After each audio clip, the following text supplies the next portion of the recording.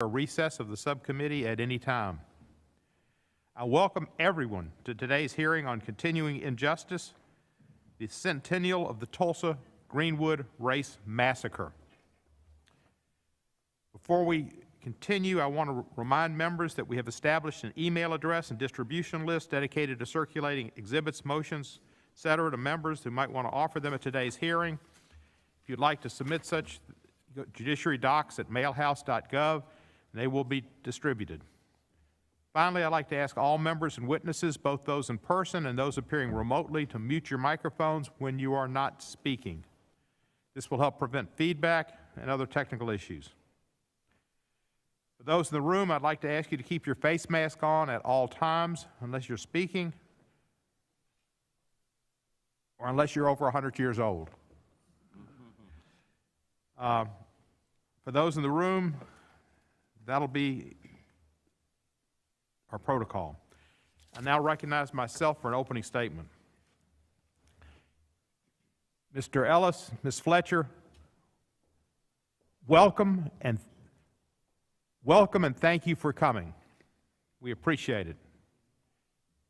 Our hearing today serves two primary purposes.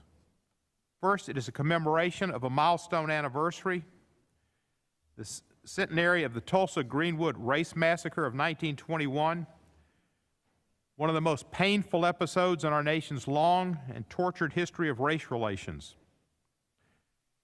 Sadly, many Americans today are not even aware that this massacre took place, and I hope that this hearing can serve to educate the public about what happened. I myself was not aware, but Chairman John Conyers had a hearing early in my term in Congress, probably about 10, 12 years ago, and edified me and many in Congress. John Conyers needs to be recognized today for his commitment to justice and to the memory of the race massacre and for improvements in Tulsa. The second purpose of this hearing is to highlight many ways that the black community of Tulsa continues to suffer from the effects of the massacre. Indeed, as the hearing's title suggests, the injuries inflicted on the Greenwood community have continued to compound through the succeeding decades since the massacre, often directly because of actions taken by government officials. Over the course of May 31 and June 1 of 1921, a white mob burned to the ground the Greenwood community of Tulsa, one of the most prominent and thriving black communities in the country at the time, often referred to as the Black Wall Street. The white mob, consisting of thousands of people, murdered black residents, looted their property, and burned more than 1,000 homes, churches, schools, and businesses. At least one credible estimate put the number of those killed at 300 people. Recently, the Attorney General, Merrick Garland, visited Tulsa, visited the memorial, and you could see the emotion in him as he toured it. Worse still, that mob, fueled by racial fear and hatred, was aided and abetted by some of the very government officials who were supposed to be protecting the innocent residents and property owners of Greenwood. In other words, the massacre did not simply represent a negligent failure by government authorities to maintain order. Rather, agents of the local and state governments were active participants in the crime. This happened too many places and too many times in our history, but never, I think, as significantly as it did in Tulsa.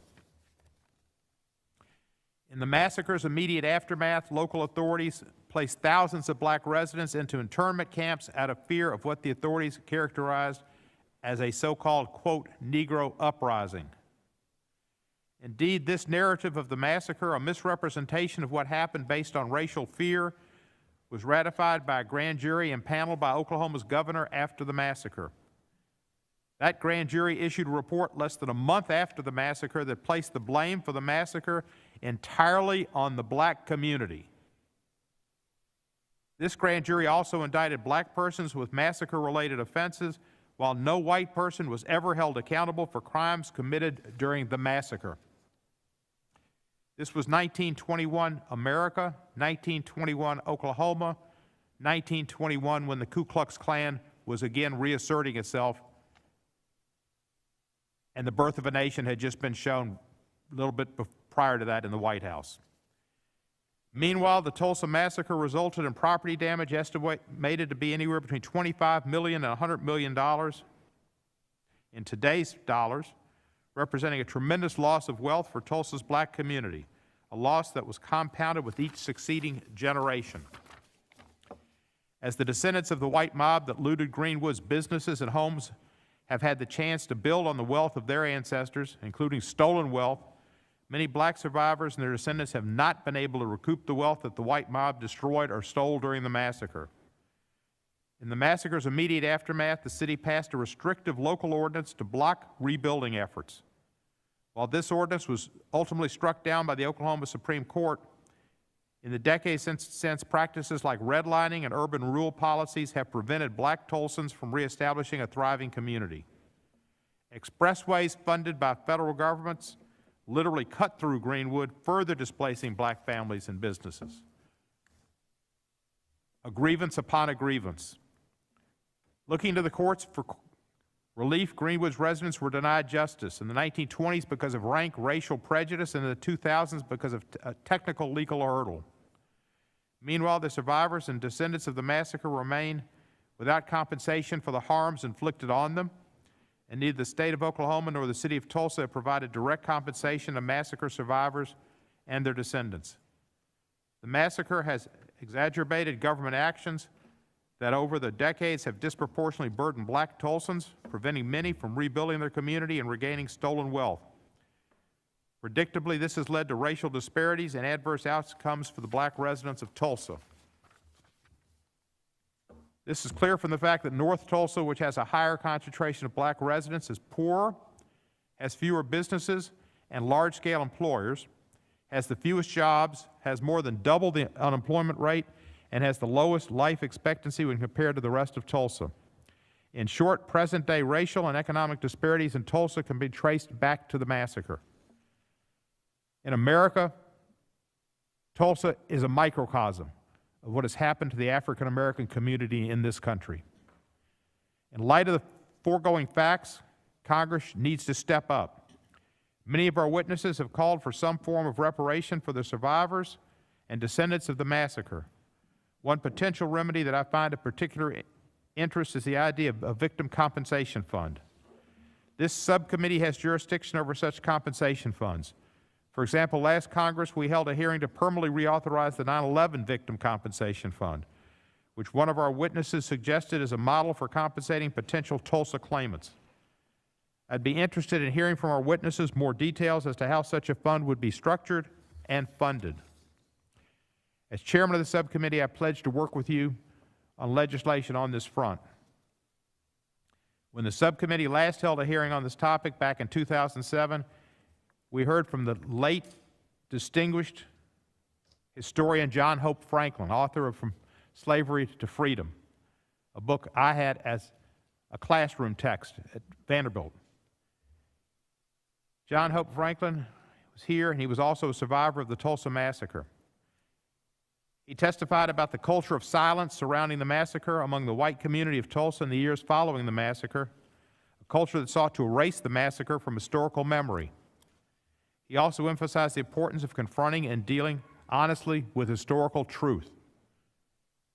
What John Hope Franklin, a historian of eminent success and acclamation, said then is true today. We must deal with historical truth. We must heed Professor Franklin's admonitions, keep the memory of the massacre alive, deal honestly with the truth, and ensure reparations for the century of suffering the survivors and descendants of the massacre have endured. I look forward to hearing our witnesses' testimony today, and I thank them for being with us today. I now yield time to the ranking member, Mr. Johnson, Louisiana, for his opening statement.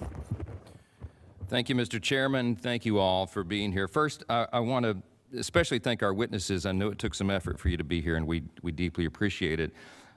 particularly this panel, our first panel of two, because you are survivors of the Greenwood Massacre. And I am going to briefly repeat the history of that again, because as you say, Mr. Chairman, not enough Americans remember this sad chapter. But in 1921, Greenwood was a thriving commercial and residential district in Tulsa, Oklahoma. It was home to the city's African-American residents, as was said, and Greenwood hosted restaurants and churches and grocery stores and entertainment venues, clothing and jewelry stores, the offices of professionals like doctors and lawyers, and it led some to refer to it as the Black Wall Street. Unfortunately, the story of Greenwood is not just one of success, but the other side of that coin is it's a terrible, tragic story of violence and destruction. Between May 31 and June 1 of 1921, as many as 100 to 300 people were estimated to have been killed in the Tulsa-Greenwood race massacre. Approximately 35 blocks of Greenwood, amounting to more than 1,200 homes and dozens of businesses, were burned, and as many as an additional 400 homes were looted but left standing. This violence was perpetrated by a mob of the city's white residents, and it took place during an era when racial violence was all too common. It's one of our nation's darkest chapters indeed. As I have said many times before, in America, we recognize that each of us is made in God's image, and that every single person has inestimable dignity and value. And our value is not related in any way to the color of our skin, where we're from, what we do for a living, what zip code we live in. All of us are created equally before God, and racism and racial violence violate the most fundamental principles of our great nation and the will of our Creator. While our country has its faults, we've obviously come a long way since the Tulsa-Greenwood race massacre, and we believe our best days are still ahead of us. While it is important, obviously, that we recognize these terrible events that occurred 100 years ago, we also, at the same time, need to acknowledge that, thankfully, this event is not indicative of the broader reality that is present in our country today. Thank God for that. We must continue to move our country forward, to remain cognizant of the past, because we learn from our history, work to create a unified America that honors the value of every single citizen, regardless of their race, and provides a path of opportunity for those who work hard and seek it.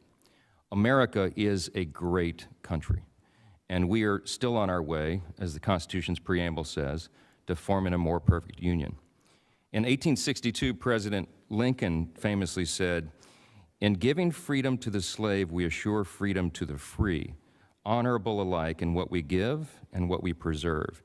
We shall nobly save or meanly lose the last best hope of earth." More than a century later, in his Time for Choosing speech, Ronald Reagan echoed that sentiment, and he said it this way, quote, "You and I have a rendezvous with destiny. We have a responsibility to preserve for our children this, the last best hope of man on earth," unquote. That remains our great challenge still today. We're working through that, and the testimony that you provide helps us because it gives us context and history and the things that we have to consider as we try to preserve this last best hope of man on the earth. I pray, and all of us do, that we remain faithful in that challenge. I again thank our witnesses for being with us this morning. We really do look forward to your testimony, and I'll tell you, we don't have many centenarians testify before our committees. So this may be, I would suggest we may be making history here today. We're really grateful you're here. I yield back, Mr. Chairman. Thank you so much. Thank you, Mr. Johnson. Appreciate Mr. Johnson's comments. And now I recognize the chairman of the full committee, who is, of course, responsible for the actions of this subcommittee as well, Mr. Nadler of New York. Thank you, Mr. Chairman. Today's hearing is an important opportunity to commemorate the Tulsa-Greenwood race massacre of 1921 and to consider what legal and policy measures might be enacted to compensate the survivors, their descendants, and Tulsa's greater black community.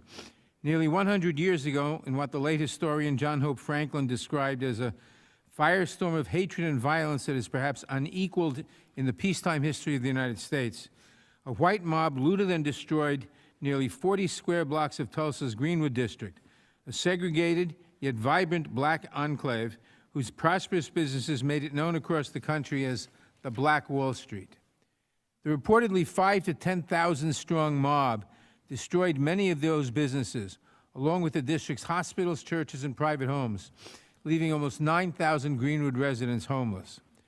According to a 2001 report by an Oklahoma State Commission to study the massacre, one credible contemporary source estimated the death toll of 300 people, far higher than the official record made at the time.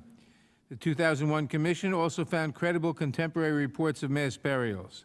In 2018, the city of Tulsa finally began the process of locating these mass graves. It is only within the past year that state archaeologists pinpointed the location of one potential mass gravesite. Authorities are now taking steps to exhume the bodies for identification and reburial. I've said so before, and I'll say it again. The Tulsa-Greenwood massacre can be described as an act of ethnic cleansing, which was subsequently wiped from the history books for many decades, despite having made national news at the time. We are honored to have with us today some of the last remaining survivors of the massacre, and I welcome them. I appreciate the fact that this subcommittee can play a role ensuring that this history is never lost again by hearing directly from those who experienced the tragic injustice that unfolded in Tulsa during the overnight hours of May 31st and June 1st, 1921. In addition to commemorating the massacre's victims, this hearing is also another opportunity to consider the massacre's long-lasting repercussions for the survivors, their descendants, and Tulsa's greater black community, and what role Congress can play in remedying this historic injustice. The 2001 Commission report found significant evidence demonstrating not only that local and state authorities failed their responsibility to maintain civic order, but also that government agents actually aided the mob in carrying out the massacre. Thousands of black residents were interned for days and weeks after the massacre under the justification that it was for their so-called protection. A majority of the 2001 Commission members declared at that time that, quote, reparations to the historic Greenwood community in real and tangible form would be good public policy and do much to repair the emotional and physical scars of this terrible incident in our shared past. It is now 20 years later, and neither the state nor the city of Tulsa has directly compensated survivors or their descendants. Survivors and their descendants have tried to seek legal redress from the city of Tulsa and the state of Oklahoma for massacre-related harms. Unfortunately, these claims have never been decided on the merits. In 2004, a divided 10th Circuit upheld a lower court's decision dismissing Greenwood survivors' claims, holding that the plaintiffs' claims were barred by the applicable statute of limitations and that no equitable tolling to the statute of limitations period applied. In 2007, when I was chair of this subcommittee, we held a hearing on legislation authored by the late former chairman of the full committee, John Conyers, that would have created a new federal cause of action for Tulsa-Greenwood massacre claimants that would permit their case to be decided on the merits. Similar legislation that helps address relevant statutes of limitation issues that have bedeviled these claims in the past certainly remains one potential avenue for survivors and their descendants to obtain compensation. The subcommittee should also examine other proposals for reparations, with particular consideration given to the massacre's contribution to the racial and economic disparities that exist in Tulsa today. I want to commend Chair Cohen for holding today's hearing.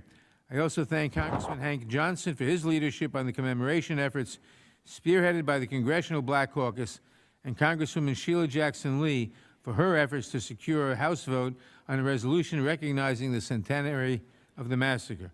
I look forward to hearing from all of today's witnesses, and with that, I yield back. Thank you, Mr. Nadler, and I too appreciate the work of Congresspeople Johnson and Sheila Jackson Lee for their work on this effort as well. I now recognize the ranking member of the full committee, the gentleman from Ohio, Mr. Jordan, for his opening statement. Thank you, Mr. Chairman. Today's hearing, as the previous speakers have indicated, commemorates the 100th anniversary of the massacre that occurred in Tulsa, Oklahoma's Greenwood District in 1921. We are honored to have survivors with us here today, in particular Mr. Van Ellis and Ms. Fletcher. Thank you all for sharing your experiences with us. What happened in Tulsa in 1921 was as wrong can be, and today's hearing is important. It allows us to acknowledge the atrocity that took place in Tulsa in 1921 and learn from that tragedy. This hearing also allows us to reflect on our progress as a nation since the Tulsa massacre. America, while not perfect, is an exceptional country. America is the best country in the history of the world. We are always growing, always learning, and always striving toward a more perfect union. And this hearing, where we can take stock of what happened in our past and learn from it, shows just how exceptional America really is. In recent years, we have seen the lowest unemployment rate for African Americans in history, historic criminal justice reform, and expanded educational opportunities. As we reflect on the past, we must discuss how we can empower the community affected by this tragic event with improved employment and educational opportunities. I look forward to all the testimony today, but particularly from the survivors of this tragedy from 100 years ago. Thank you again for all being here today, and Mr. Chairman, I yield back. Thank you, Mr. Jordan. We welcome our witnesses and thank them for participating in today's hearing. I will now remove my mask, and I will introduce each of the witnesses. And after each introduction, we'll recognize the witnesses for his or her oral testimony. Each of your written statements will be entered into the record. We ask you to testify within 5 minutes, but we will understand. To help you stay within that time, there are lights on your table, switches to green to yellow to indicate you have a minute remaining, and when it turns to red, it means your time has 5 minutes have expired, but we will be liberal in the first panel. For our witnesses testifying remotely, there's a timer in the Zoom view that should be visible at the bottom of your screen. I would like to remind all of our witnesses appearing on both panels that you have a legal obligation to provide truthful testimony, and that if you should not, you are subject to prosecution under the United States Code. Today we have 2 witness panels. On the first panel will be a very special group of witnesses, the 3 known remaining survivors of the Tulsa-Greenwood race massacre. We're deeply honored that they have agreed to testify before us and eagerly anticipate hearing their firsthand accounts of that horrific days. We also know, for those witnesses who traveled to Washington, about your difficulties with your flight and delayed luggage, so we're even more grateful to have you here with us today.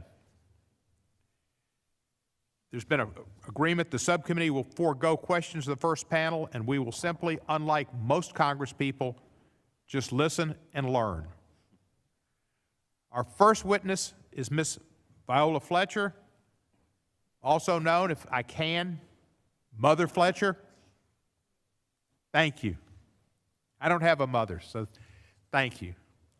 Mother Fletcher is the oldest living survivor of the Tulsa race massacre. She was 7 years old when she lived through the massacre. Mother Fletcher, you are now recognized to testify.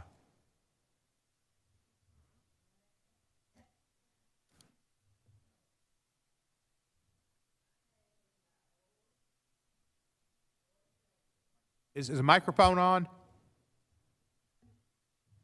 Yes. My name is that okay. My name is Viola Ford Fletcher. I'm the daughter of Lucinda Ellis and John Wesley Ford of Tulsa, Oklahoma.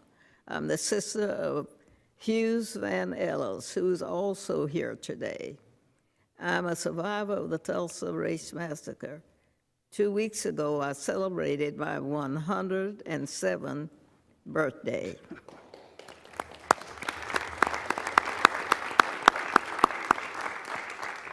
Today, I'm visiting Washington, D.C. for the first time in my life. I'm here seeking justice, and I'm asking my country to acknowledge what happened in Tulsa in 1921. On May 31st in 21, I went to bed in my family's home in Greenwood. Neighbors of Tulsa, the neighborhood I felt asleep in that night, was rich, not just in terms of wealth, but in culture, community, heritage, and my family had a beautiful home. We had great neighbors, and I had friends to play with. I felt safe. I had everything a child could need. I had a bright future ahead of me. Greenwood could,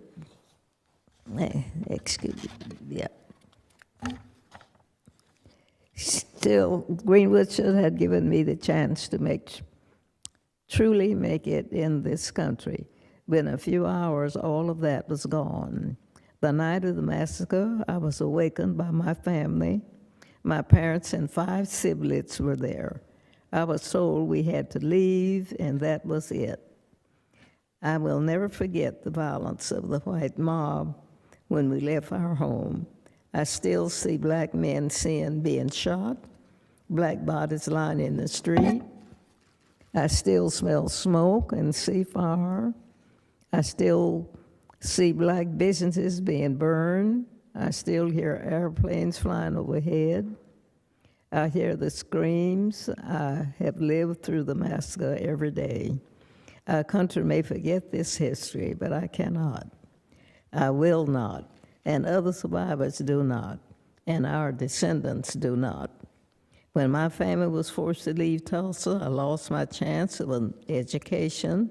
I never finished school past the 4th grade.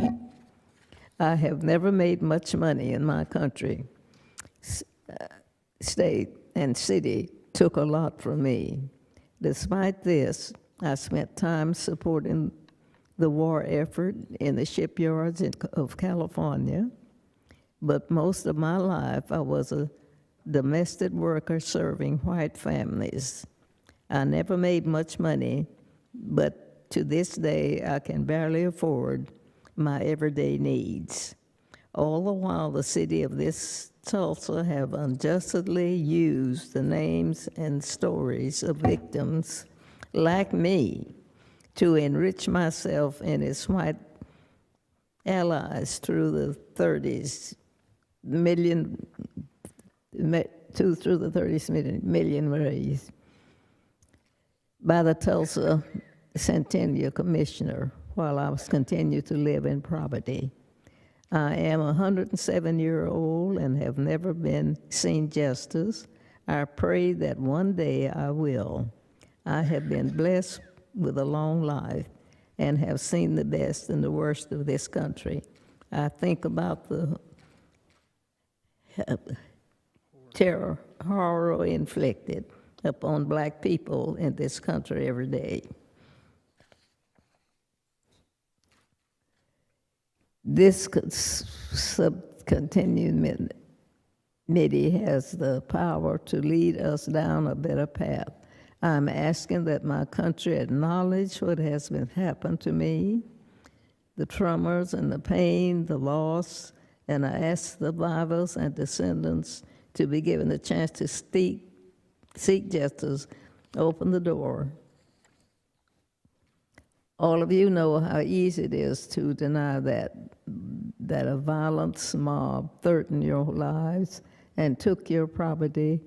For 70 years, the city of Tulsa and its Chamber of Commerce told us that the massacre didn't happen, like we didn't see it with our own eyes. You have me here right now. You see Mother Randall, you see my brother, Hughes Van Ellis. We live this history, and we can't ignore it. It's our lives with us. Oh, my goodness. We lost everything that day, our homes, our churches, our newspapers, our theaters, our lives. Greenwood represented all the best of what was possible for black people in America and for all the people. No one cared about us for almost 100 years. We and our history have been forgotten, washed away. This Congress must recognize us and our history. For black America, for the white Americans, and for all Americans, that's some justice. Guess is that it. Thank you. Do you want to say anything else? I thought it was another page. Do you want to say anything else? Mm-hmm. Is there anything else you want to say? No, it's not. Thank you very much. We appreciate very much your testimony.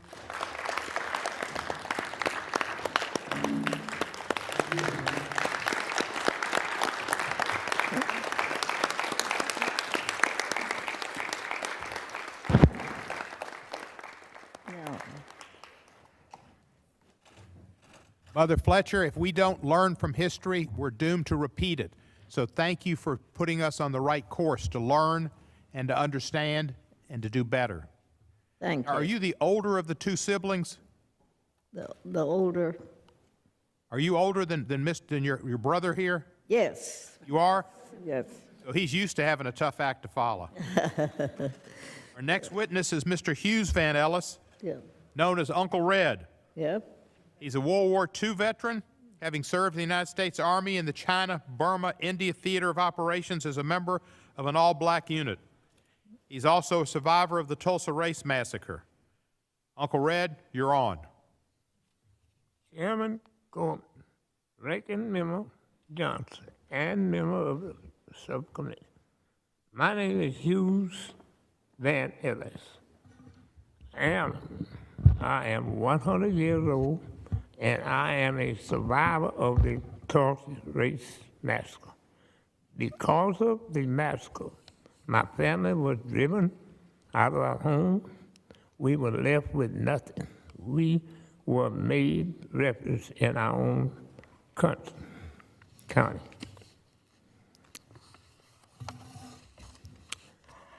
My childhood was hard, and we didn't have much.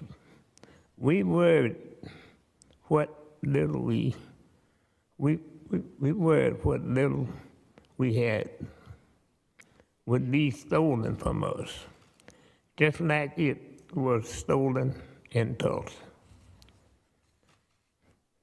You may have been taught that when something is stolen from you, you can go to the courts to be made whole. You can go to the courts to get justice. This wasn't the case for us. The courts in Oklahoma wouldn't hear us.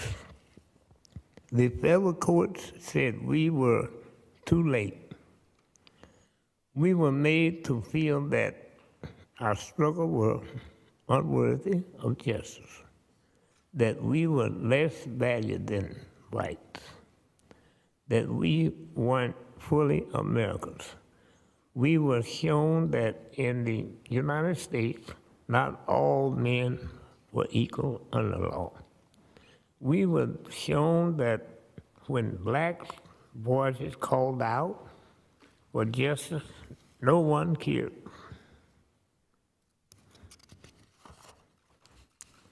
But we still had faith things would get better. We still believe in the promise of America in the cases of freedom. I did my duty in World War II. I served in combat in the Far East with the 234th AAA Gun Battalion. We were all black battalion. I fought for freedom aboard, even though it was ripped away from me at home. Even after my home and my community were destroyed. It's because I believe in the end, America would get its right. When I returned home from the war, I didn't find any of this freedom. I was fighting for overseas. Unlike white servicemen, I wasn't entitled to GI Bill benefits because of the color of my skin. I came home to segregation, a separate and unequal America, but still I believed in America. This is why we are still speaking up today. Even at this age of 100, the Tulsa Race Massacre is a footnote in the history books for us. We live with it every day, and the thought of what Greenwood was and what it could have been. We aren't just black and white pictures on a screen. We are flesh and blood. I was there when it happened. I'm still here. That's right. That's right. My sister was there with the she's still here. We are not asking for his hand out. All we are asking for is for a chance to be treated like a first-class citizen. Who truly in the pictures of the promise Take your time. Take your time. that this is a land where there is liberty and justice for all. We are asking for justice for a lifetime of ongoing harm that was caused by the massacre. We can give us the chance to be hard and give us a chance to be made whole. After all of these years and after all of our struggle, I still believe in America. I still believe in the ideas that I fought overseas to defend. And believe if given this chance, I will do the right thing and justice will be served. Please do not let me leave this earth without justice like all the others, massacre survivors. Thank you so much. Thank you, sir.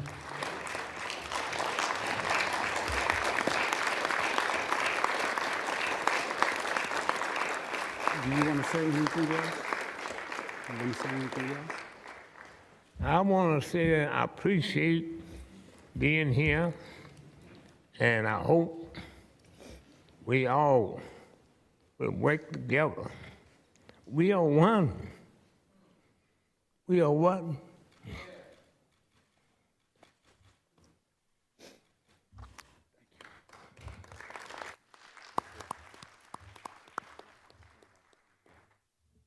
Thank you, Mr.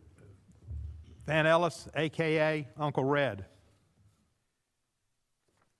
The last witness on our panel is coming to us through Zoom, our reasonable facsimile of such, Miss Leslie Benningfield, Randall. Mother Randall was 6 years old when she lived through the Tulsa Race Massacre. Mother Randall will be joining us virtually. Mother Randall, you are recognized now.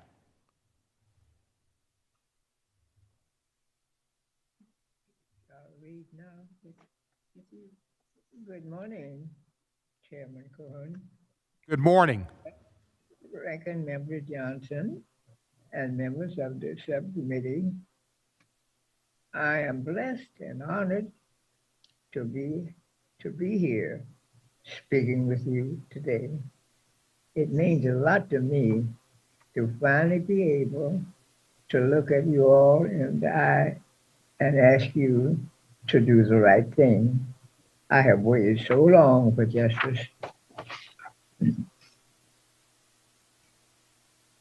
My name is Leslie Evelyn Benningfield Randall. People call me Mother Randall. Today I'm 106 years old. 100 years ago, in 1921, I was a 6-year-old child. I was blessed to live with my grandmother in a beautiful black community in Tulsa, Oklahoma, called Greenwood. I was lucky. I had a home and I had toys. I didn't have any fear. I was a young child and I felt very safe. Thank you. My community was beautiful and was filled with happy and successful Black people. Then everything changed. It was like a war. White men with guns came and destroyed my community. We couldn't understand why. What did we do to them? We didn't understand. We were just living, but they came and they destroyed everything. Let's see. They burned houses and businesses. They just took what they wanted and out of the building. Then they burned the building, burned them. They murdered people. We were told they just dumped the dead bodies into the river. I remember running outside of our house. I just passed dead bodies. It wasn't a pretty sight. I still see it today in my mind 100 years later.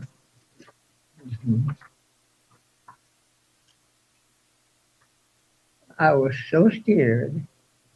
I didn't think we could make it out alive. I remember people were running everywhere. We waited for the soldiers to come, and when they finally came, they took us to the background where we would be safe. It felt like so long before they came. Thank you. Let's see. I survived the 1921 Tulsa race massacre, and I have survived 100 years of painful memories and losses. By the grace of God, I am still here. I have survived. I have survived to tell this story. I believe that I am still here to share it with you.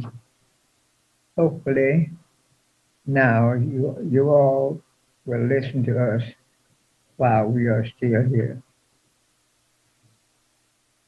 Some more.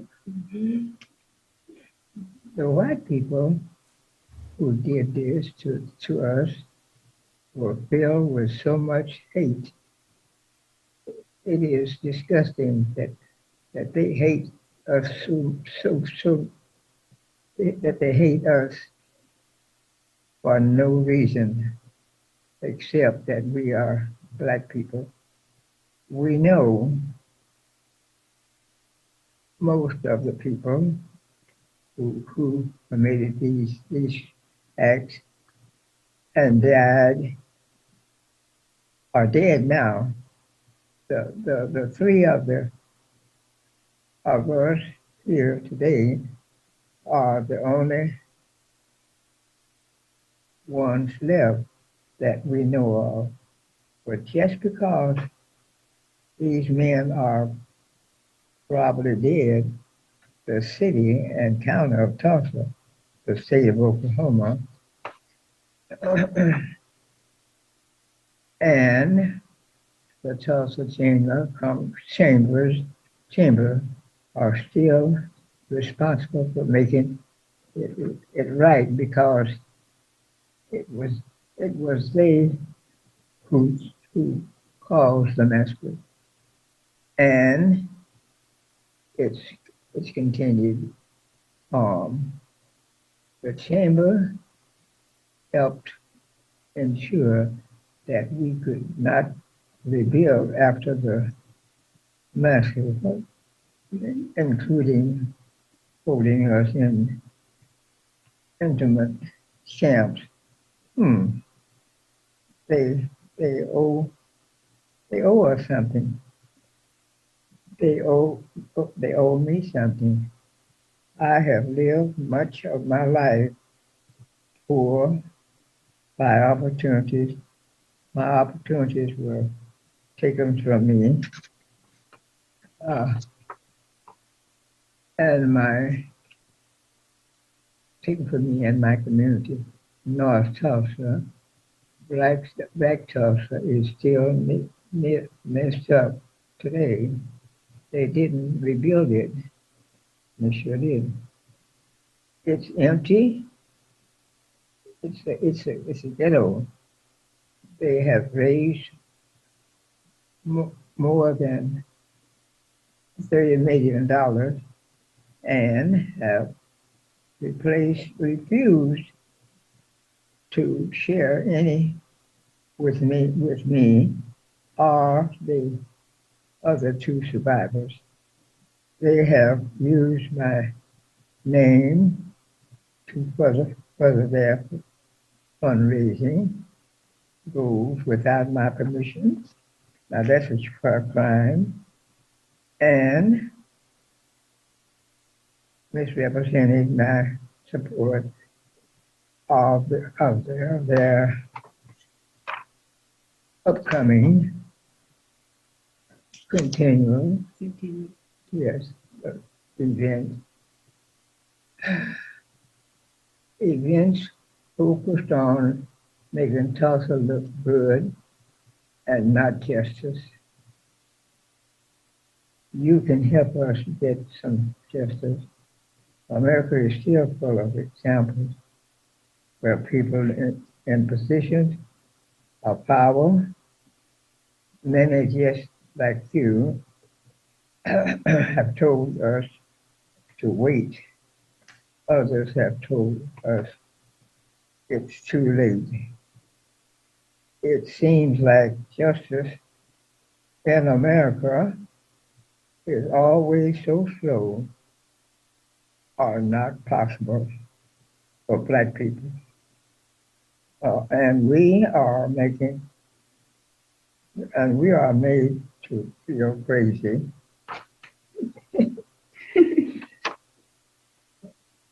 just for asking for things to be made right. There are always so many excuses for why justice is so slow or never happened at all. I am here today, 106 years old, looking at you all in the eye. We've waited 100 years. No, we have waited too long, and I am tired. We are tired. And lastly, I am asking you today to give us some peace.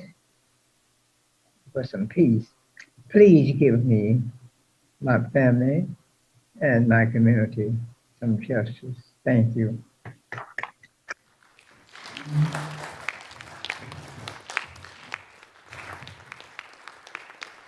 Oh.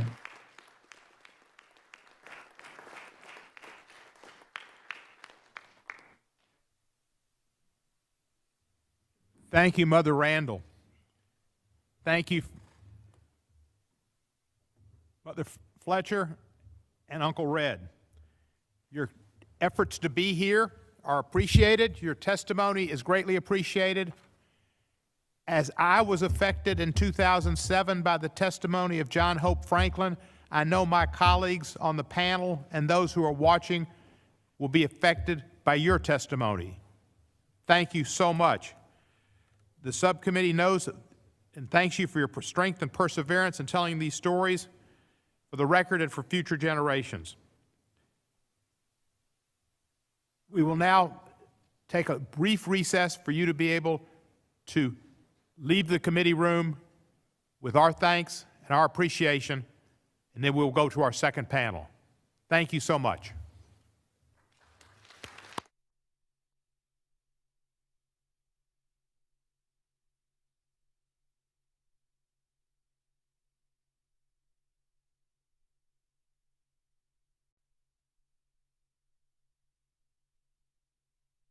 Massacre.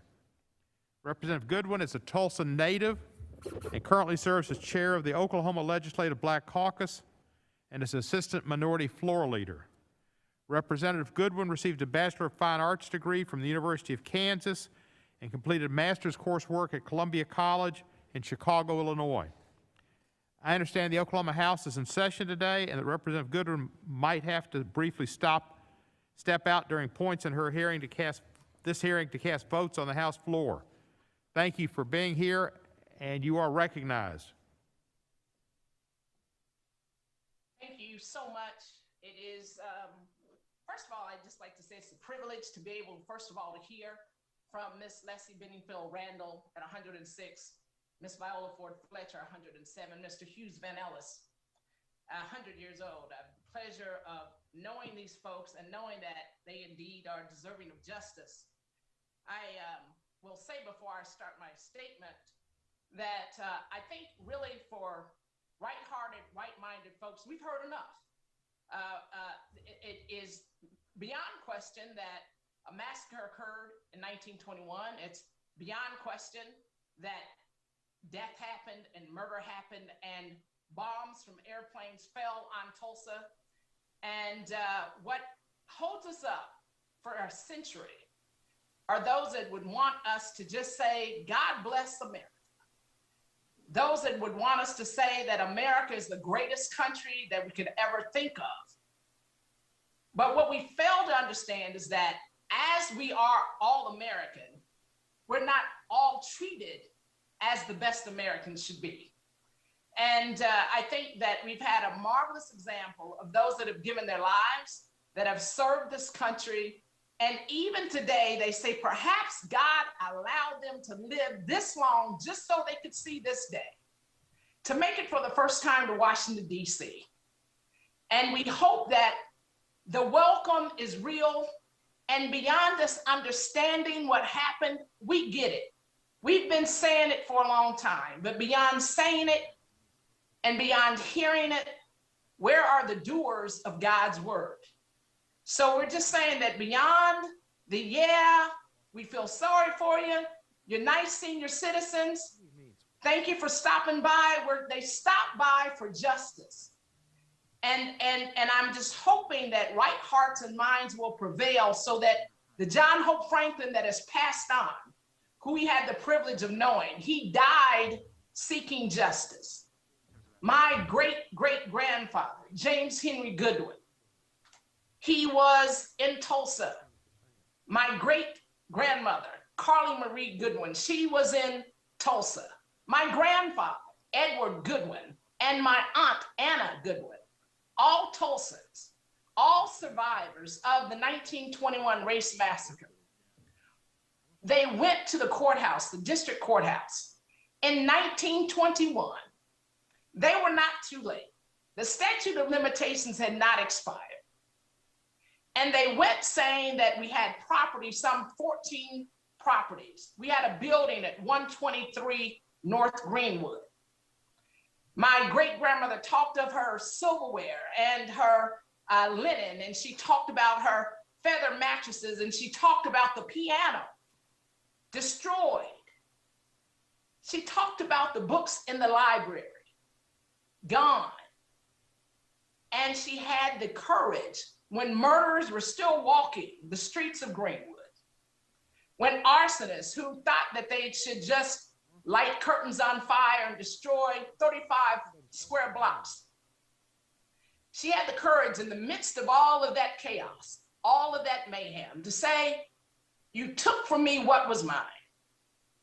We worked hard for what we had. We had a tight-knit Black community because segregation would not allow us to interact with our other human beings who just happened to be another color. And we made a great community. And when she went to the courthouse, she was rejected outright. So you can't say the statute of limitations ran out, but you can say what had run out and what we did not have in supply was justice. And then I also think about my grandfather, who was in high school at the time, and he was a senior, just like anybody else who was privileged to get that far in school and to graduate. And he was decorating a hotel at the time and preparing for graduation exercises. And all they heard was that trouble is coming. And how would they have known that trouble is coming meant the worst racist terrorist attack on American soil in history? How would they have known that the theaters that they would attend and black owned, the hotels that they were decorating, right, which would rival any white hotel in terms of its quality, in terms of its grandeur, how would they have known that trouble is coming meant that that community was going to be consumed, first of all, with hatred and then with fire? And that airplanes would fly overhead and drop bombs. It is a history that we as descendants have known all of our lives. And I was blessed to grow up in that Greenwood community. And it's somewhat disturbing to know that that incident that set off that 1921 race massacre was basically a lie. And it was a lie that took lives. It was that same old story about the scary, savage black man who somehow was harming the white damsel in distress. And we know that was not even the case. Representative Goodwin, we're going to have to wrap up. Can you wrap up? You're a minute over. Yes, I will wrap it up. I will say this. Reparations are due. The harm is ongoing. And Tulsa now, when you still have the same ownership as it was in 1921, when the unemployment rate is 2.5 times that of our white counterparts, when criminal justice reform is not happening in Tulsa, those same police, that same state, that same city that was complicit, it exists today. Reparations are due. Restoration is due. Restitution is due. Thank you so much for allowing me to go a bit over time. We've got 3 great examples staring us in the face, crying out for justice. All we have to do is answer. Thank you. Thank you, Representative Goodwin. And if you see my friend Angela Munson, we served together on the National Conference of State Legislatures many years ago, and I know she's a colleague of yours at one point, I think. Give her my best. Absolutely. Was just with her last week. Thank you. Will absolutely convey the message. Thank you. Thank you for the privilege. Our next witness is Demario Solomon-Simmons. He is the founder and executive director for Greenwood. He's an attorney with a nationwide practice that includes advocating for reparations for the survivors of the 1921 Tulsa-Greenwood Massacre and citizenship rights of Black Creek Indians. He's also an adjunct professor at the University of Oklahoma, teaching courses on African and African-American history, culture, and other issues. He received his JD from the University of Oklahoma College of Law, holds a Master of Education degree and a BA from the University of Oklahoma. And we welcome you, and you're recognized for 5 minutes. Thank you, Chairman. In Tulsa, the racial and economic disparities that we see today is a direct result of the 1921 Tulsa Race Massacre. Those are not my words. Those are the words of the current mayor of Tulsa, G.T. Bynum. And these disparities that we all know exist, some of these disparities, if you've already heard, is that we live 11 to 14 years less than our white counterparts in South Tulsa because we have no health care. We have no hospital.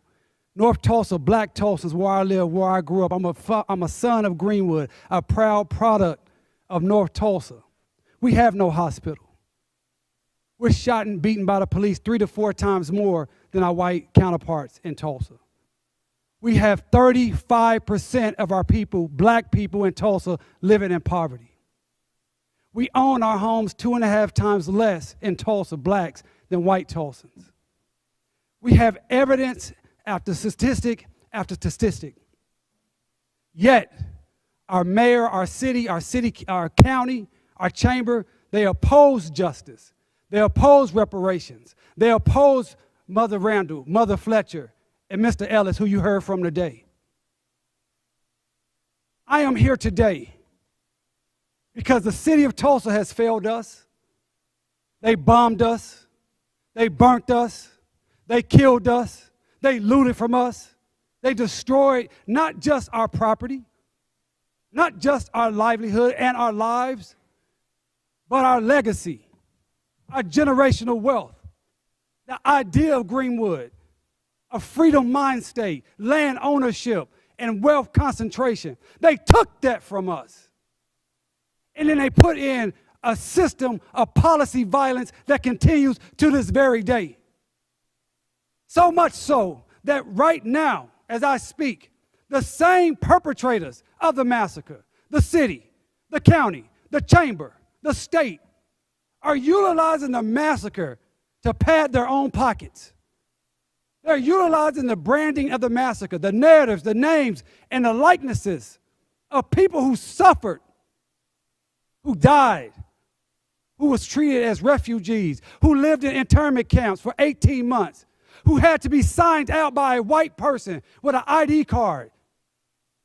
These people who have raised more than $30 million in the name of the massacre for what they call cultural tourism. Not one penny has been given to any of the survivors. Not one dime has been paid for the claims that are still outstanding. The claims that these sophisticated, wealthy black people had the wherewithal, the savviness to have insurance policies. Over 1,400 claims remain today, over $50 million. We know who's owed this money. We know who made the claims. We know where they lived. We know what was taken. We also even know some of the insurance companies that are still active today. I want to give you their names. CNA, AIG Companies, the Insurance Company of Pennsylvania, Westchester Fire Insurance Company, the Hartford, Great American Insurance Company, Insurance Company of North America, North River Insurance Company, California Insurance Company, Phoenix Assurance Company.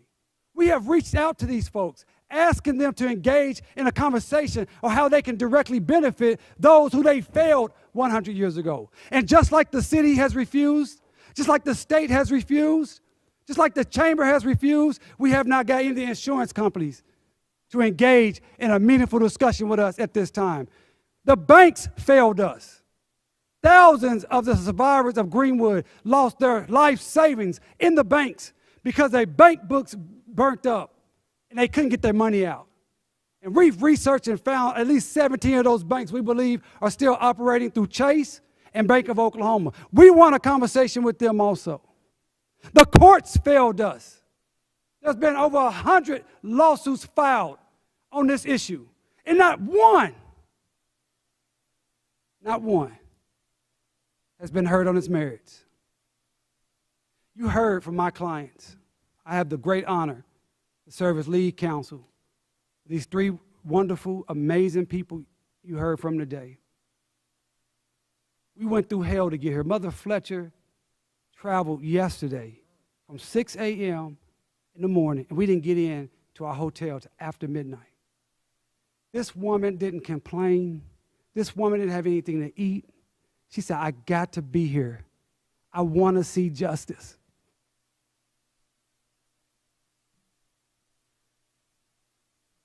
Representative Coyne, Representative Nadler, Representative Jackson Lee, I was here in 2007. I appreciate you still being with us. But as you know, we have lost so many since that hearing. Otis Clark, Dr. Olivia Hooker, John Hope Franklin.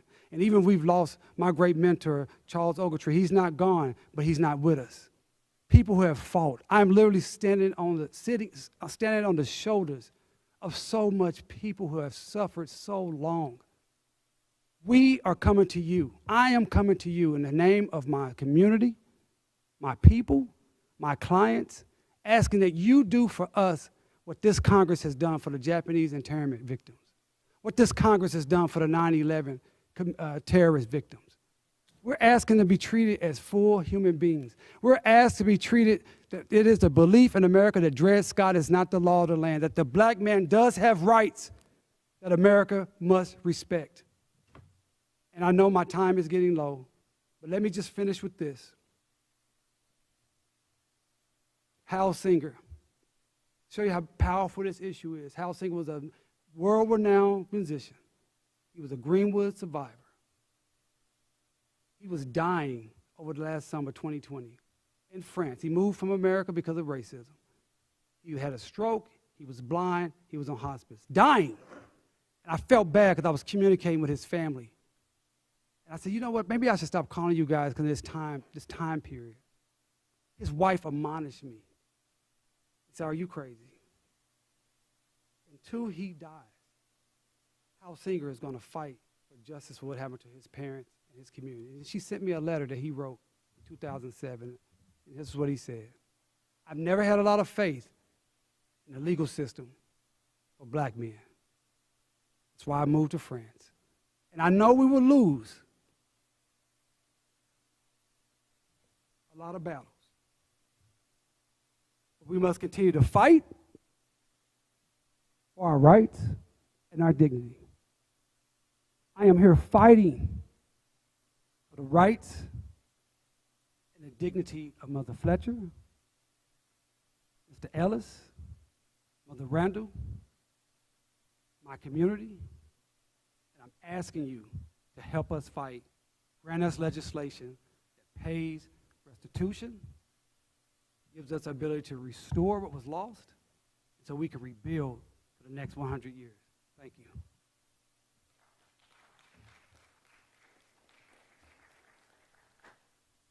Thank you, Mr. Solomon-Simmons, and appreciate your being here and a continuum from 2007 and remembering Tree. Our next witness is Dr. Tiffany Crutcher. She is the founder and executive director of the Clarence Crutcher Foundation and a descendant of the Tulsa Race Massacre. The foundation's focuses are criminal justice and police reform, providing scholarships to African American students, community youth development, and policy advocacy. Dr. Crutcher's twin brother, Terrence, who was shot by a police officer in 2016 in Tulsa while holding his hands in the air.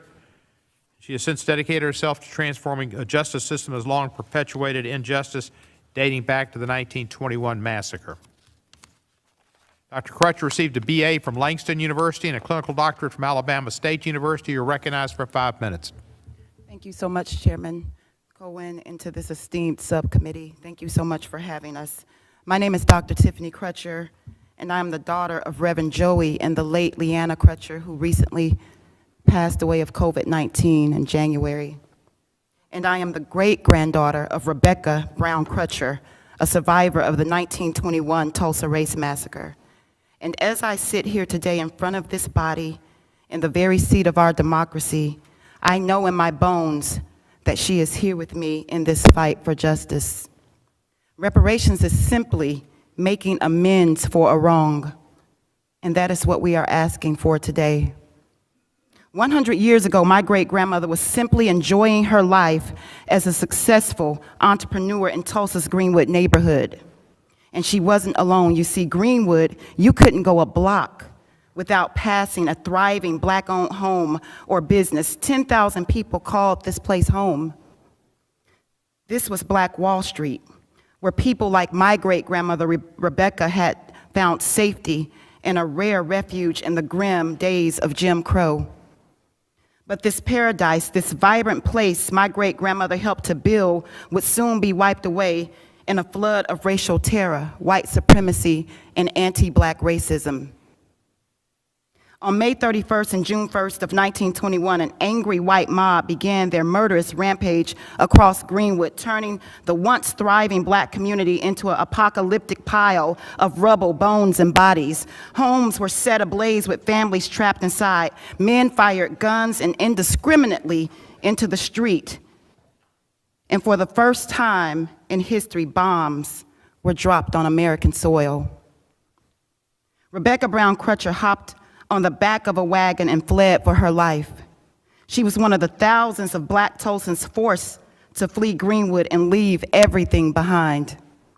Within hours, black Tulsans, black resilient Tulsans, and their black neighbors began to rebuild Greenwood from the ashes, even as insurance companies, state laws, redlining practices, and urban removal would time and again seek to destroy this sacred place. What happened in Tulsa was perpetrated by our city's own government.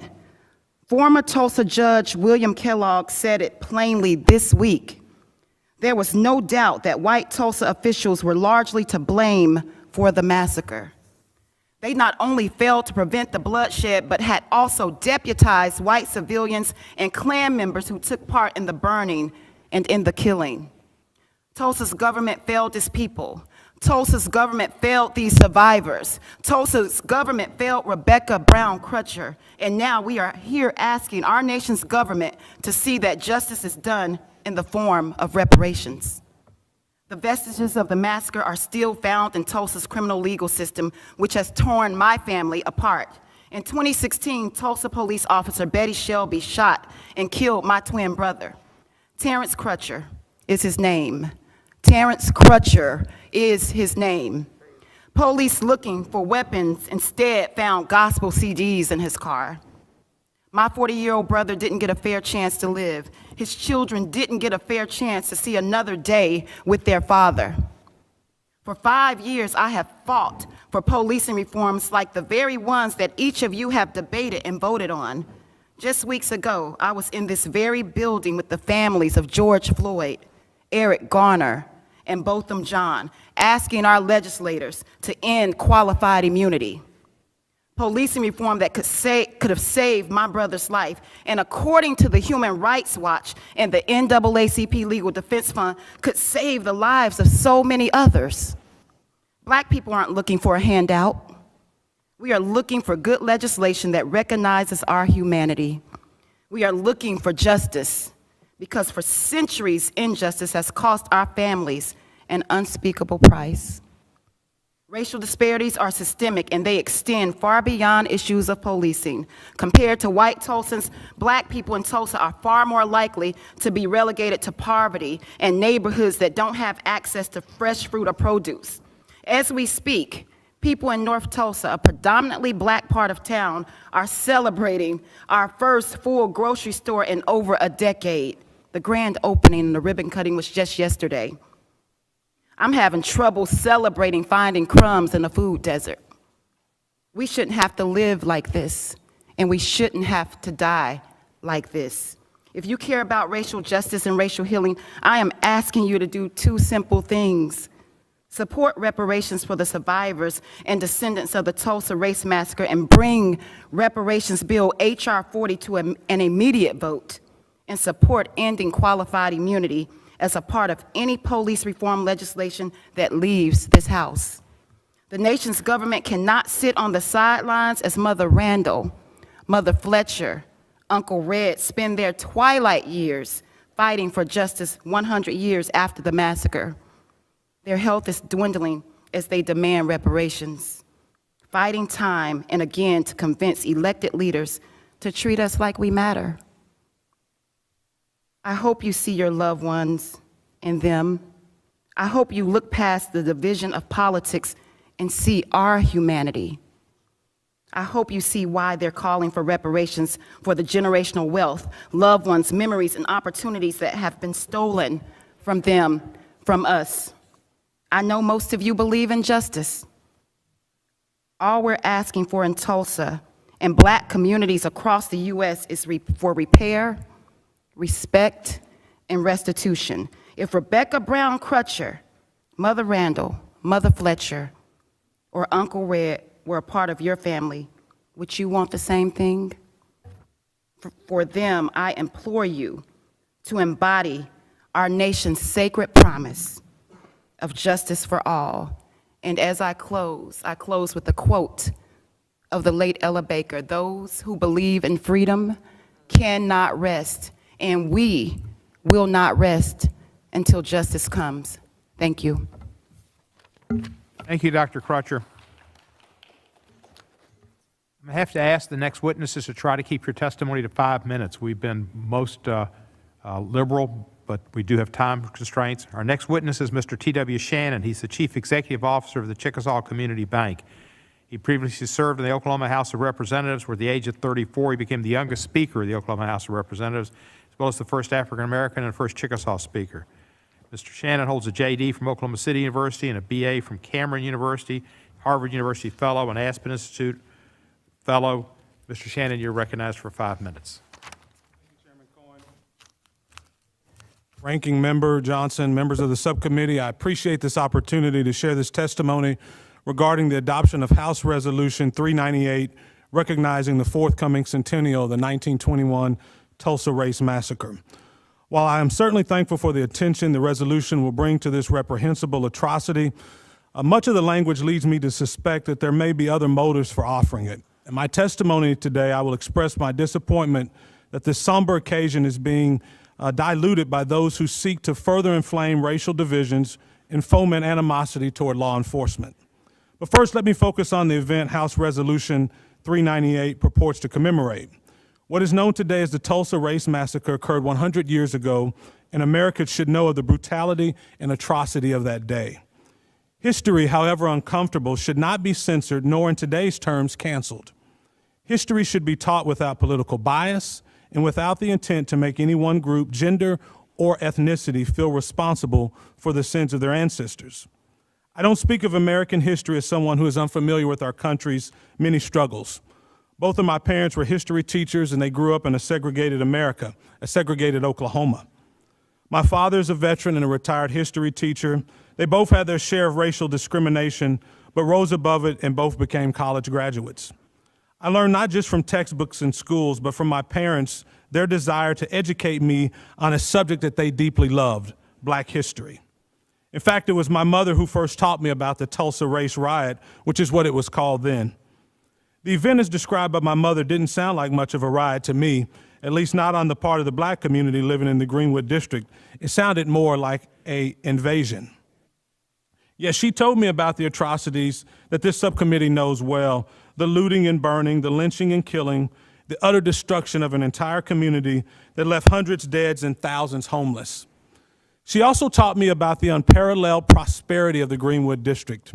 And I can't describe to you how inspired I was by her stories of countless Black-owned businesses, all thriving in their segregated economic bubble as a result and a symbol of modern capitalism.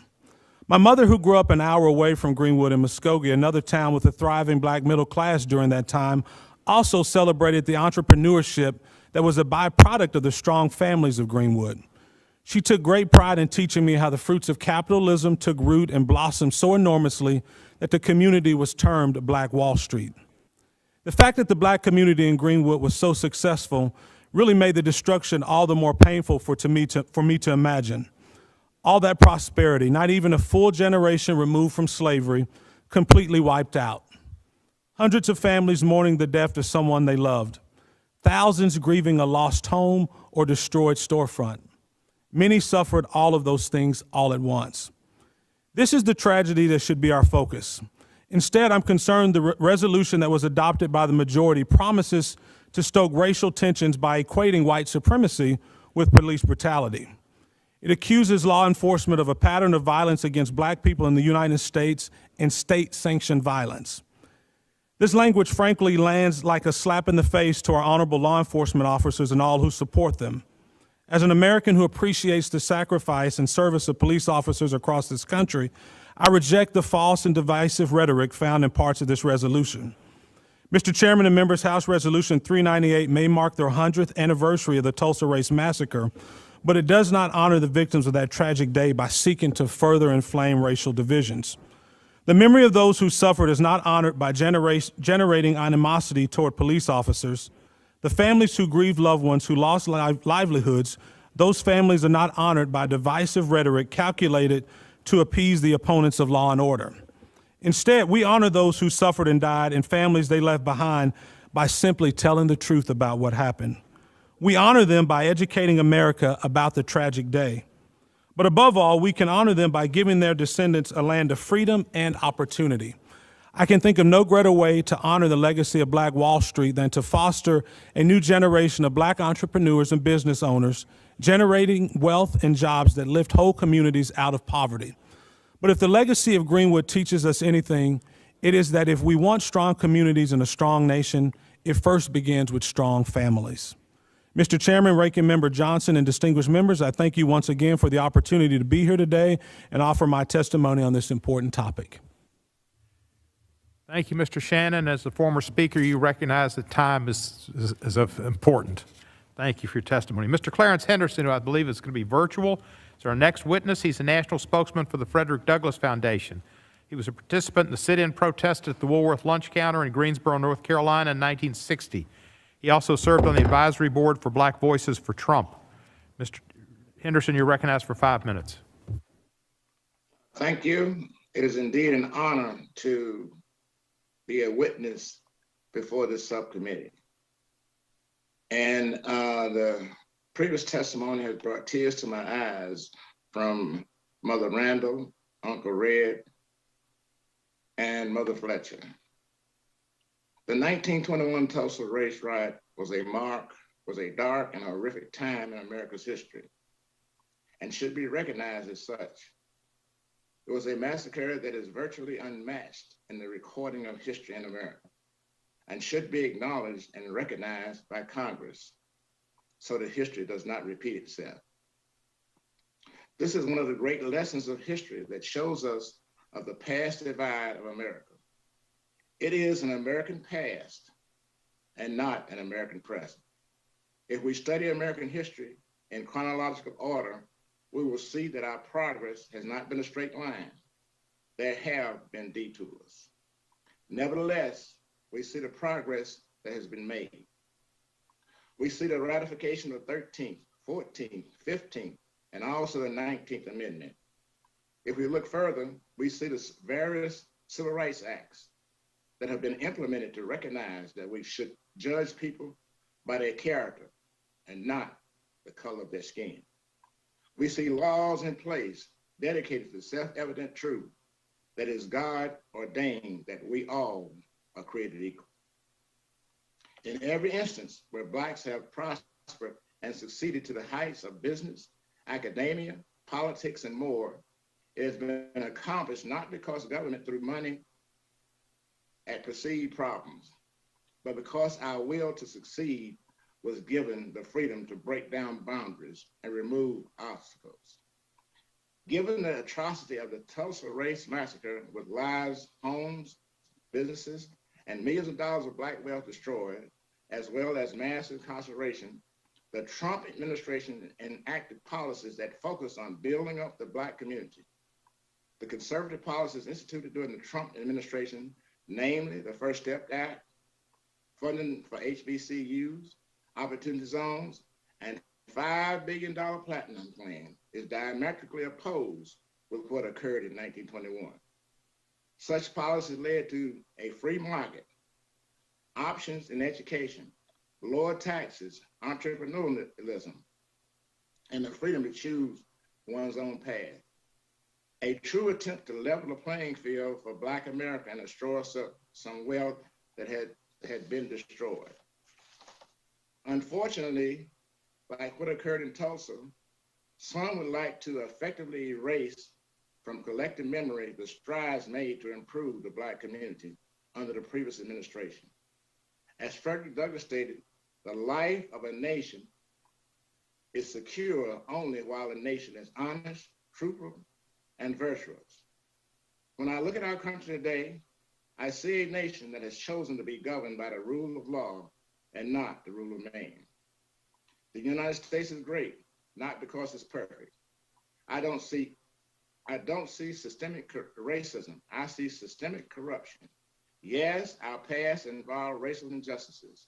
Yes, racism does exist. Yes, socioeconomic issues plague many of our communities. It is great, however, because the freedom of that all Americans have bestowed onto us by our Constitution, which gives us the ability to improve on our imperfections, to evolve from our past mistakes, and to get as close to true equality in comparison to anywhere else in the world. I hope this resolution is used to recognize a horrific past injustice so it is not repeated and not used as a political tool to promote systemic racism. I hope this resolution is not used as a political tool to cause legal enforcement of the law to cease and desist. I hope this resolution will not be used to politicize every facet of the nation's racial diversity for political gain to further exploit and emotionally cripple the Black community. As a participant in the 1960 Woolworth sit-in movement, I recognize freedom is not free. There's a price to be paid, and it is continuous. Thank you. Thank you, Mr. Henderson. Our next witness is Chief Egunwali Amushan. He's the president of the African Ancestral Society, a nonprofit organization based in Tulsa, Oklahoma. He's a descendant of the Tulsa-Greenwood Massacre and has been leading activists on behalf of massacre descendants. Chief, you're recognized for 5 minutes. Thank you, Mr. Chair and esteemed body. My name is Chief Egunwali Amushan. I'm the grandson of Raymond Beard Sr. and the grandnephew of Matthew and Mary Beard, all of whom were survivors of the 1921 Tulsa Holocaust massacre or any other matching descriptor. I was born and raised in Tulsa, Oklahoma. Today, I speak on behalf of those whose remains were dumped carelessly into the Arkansas River by the truckloads, those remains that cracked the concrete from beneath the highway built over them, those remains dumped in mass graves like the one I stood in October of 2020 during the mass grave investigation at Oaklawn Cemetery in Tulsa. As a member of the Mass Graves Oversight Committee, I stood in that trench with 12 coffins we uncovered. I couldn't help but to be drawn to a smaller box, which appeared to be the size of a women's hat box. It triggered the memory of something I had read in the Race Riot Commission report in 2001. I rushed home to look at that document again, and it stated that the remains in the trench were not embalmed and the death certificates were not even signed by a medical examiner, a process undignified in every manner. The document stated that Tulsa County paid Stanley McCune Funeral Home to bury 16 bodies in the city cemetery. The report states that 4 of the 16 bodies placed in the mass grave were badly burned, and one was that of a stillborn baby. When I returned, I looked again at the box in the trench. I walked away and wept for the soul of this child and the mother who would never know the whereabouts of her child, lost both in the womb and in the earth. Our family's journey to Greenwood actually started 139 years ago when my children's 4th great-grandfather named King Blue co-wrote a letter submitted to Congress and the House of Representatives just as I am doing today. King Blue was the former slave of the Chickasaw tribal leader, Benjamin Colbert. He and other tribal representatives presented a document in 1882 called the Memorial of the Chickasaw Freedmen. The intent of this appeal was to encourage the enforcement of the 1866 treaty that obliges the tribe to carry out the stipulations of the 3rd clause, which states, the monies given by the federal government to the tribe requires the tribe to grant freed persons of African descent all the rights, privileges, and immunities, including the right of suffrage. The Chickasaw Nation refused to honor the treaty. So my relatives were nationless for 40 years until 1902, when through an act of Congress, thousands of forgotten enslaved Africans were made citizens of the United States of America. Around that time, my freedmen ancestors and those of my spouse migrated to Tulsa's Greenwood district. Greenwood brought a new sense of self-determination, restored dignity, one that would be short-lived, and the dreamland of Tulsa would become a nightmare. In just a few decades, my ancestors would experience enslavement, false freedom, Jim Crow, and a Holocaust that would be hidden from the pages of history for 100 years. Fast forward, it wasn't until 1997 that I became deeply aware of the Tulsa Holocaust and its implications. However, I remained unaware of my family's involvement until my grandfather became a plaintiff in the reparations suit of 2003. I felt a full range of emotions and unanswered questions. And today I regret that I asked so many questions because I was unaware of the trauma that I was invoking. The long-term implications of the Tulsa Holocaust and urban renewal can physically be seen today. This is not a matter of past trauma, it is concurrent. It is concurrent trauma. The long-term implications, again, of this Holocaust can be seen physically today. The plot to destroy the black township of Greenwood was not a spontaneous act caused by a rumor in an elevator. It was premeditated as well as racially and politically motivated. Many who discover the story of Greenwood cannot believe such a place was built, nor can they believe that this type of terrorism happened on American soil, on domestic soil. The violation of the 14th Amendment was not the result of a crazed mob. This was a city-sanctioned violation. The event resulted in the deprivation of life, liberty, property, without due process of law, as well as the failure to provide equal protection of the law. Greenwood was a cultural, social, and economic incubator, an environment that provided apprenticeship and other high standards. Its economic, political, and social stability. Most importantly, it provided a safe place to finally heal and detox individually and collectively, from the effects of post-traumatic slave syndrome. According to the 2019 story in the Harvard Gazette, the property damage in today's numbers were estimated to be as high as $200 million. The highest form of devastation was the mental suffering that resulted in high rates of PTSD and other forms of psychological morbidity such as depression, anxiety, and homelessness. Many of those who speak of Greenwood often reference the resilience of Greenwood's inhabitants because they rebuilt much of the district by 1925, and I'm winding down. As remarkable as it is, only an estimated 40% of those original inhabitants actually returned to Greenwood. My grandfather's elder siblings were his caretakers. Both disappeared after the massacre, never to return. Their home and laundry business was burned to ashes. We later discovered that my great-uncle Matthew Beard fled to Los Angeles, where he and his wife changed their first names to conceal their identity. One cannot imagine the trauma of not knowing if a family member is dead or alive. Now I understand why my grandfather always said, "No news is good news." My grandfather would return to Greenwood in the 1940s to see it destroyed again in urban renewal. And this is my last paragraph. In 2003, my grandfather passed away a few months after becoming a plaintiff in the reparations lawsuit filed by Johnny Cochran and Charles Ogletree. According to the Supreme Court, this case would not be heard because the statute of limitations had run out. Today, the same city responsible for the crimes of 1921 are leveraging the suffering of 3 living survivors and their descendants in the name of tourism.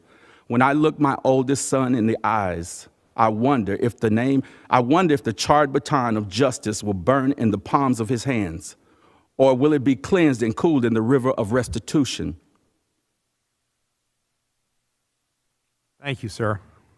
We appreciate your testimony and your work. Our next witness is Griesen Heth. She is a research advocate at the U.S. Program of Human Rights Watch. She's an expert on reparations and reparatory justice and has authored reports and publications highlighting victims' rights to seek full and effective reparations that are proportional to the gravity of the human rights violations at issue, including acts of racial discrimination as dictated by international human rights law. Previously testified before us on H.R. 40 in February. She had received a bachelor's degree from Wesleyan University. Ms. Heath, you are recognized for 5 minutes.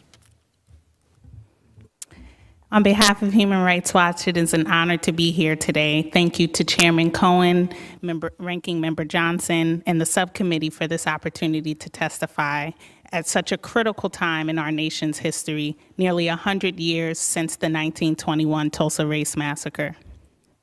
I am a Tulsa native, born in Tulsa, just miles down from the historic Greenwood district, where my young parents settled for several years among a loving and nurturing Black community that was still reeling from the white supremacist domestic terrorism that defined their lives forever. Growing up, I would hear stories from my parents describing the stark differences between neighborhoods in North Tulsa versus South Tulsa, the disappearance of Black Wall Street, and the constant fear that came with walking the same streets as the KKK. Black community members shared oral histories with them about the aftermath of the massacre. Many said that they never knew where their neighbors went and never heard from them ever again. I later learned that after the massacre, Tulsa city officials promised full restitution and reparations to Black Tulsans, but instead turned their backs on them and worked to block financial contributions, including medical help, preventing rebuilding efforts, and even ordering Black Tulsans into poor conditions in concentration camps. No one was ever charged with the crime for the violence or compensated for the loss of life and economic devastation. I'd never imagined that would eventually bring me back to Tulsa would be the continuation of the massacre and the degradation of Black life. The research of Human Rights Watch brought me back home, and not because Tulsa's Greenwood district was restored to the prosperous Black economic hub it once was, but because abusive and unchecked police violence, a legacy of slavery and the massacre, stole the lives of Terrence Crutcher, Joshua Harvey, Joshua Barre, and many others.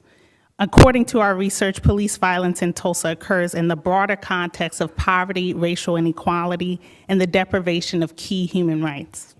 Because of the impacts of destructive anti-Black policies like redlining, urban renewal, and highway construction, Tulsa today remains deeply segregated, and Black neighborhoods are underdeveloped and under-resourced, especially in North Tulsa.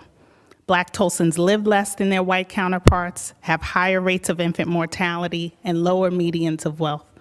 Today's historic Greenwood district is just a couple square blocks showing growing signs of gentrification and displacement. So you see, time has not healed all wounds in Tulsa.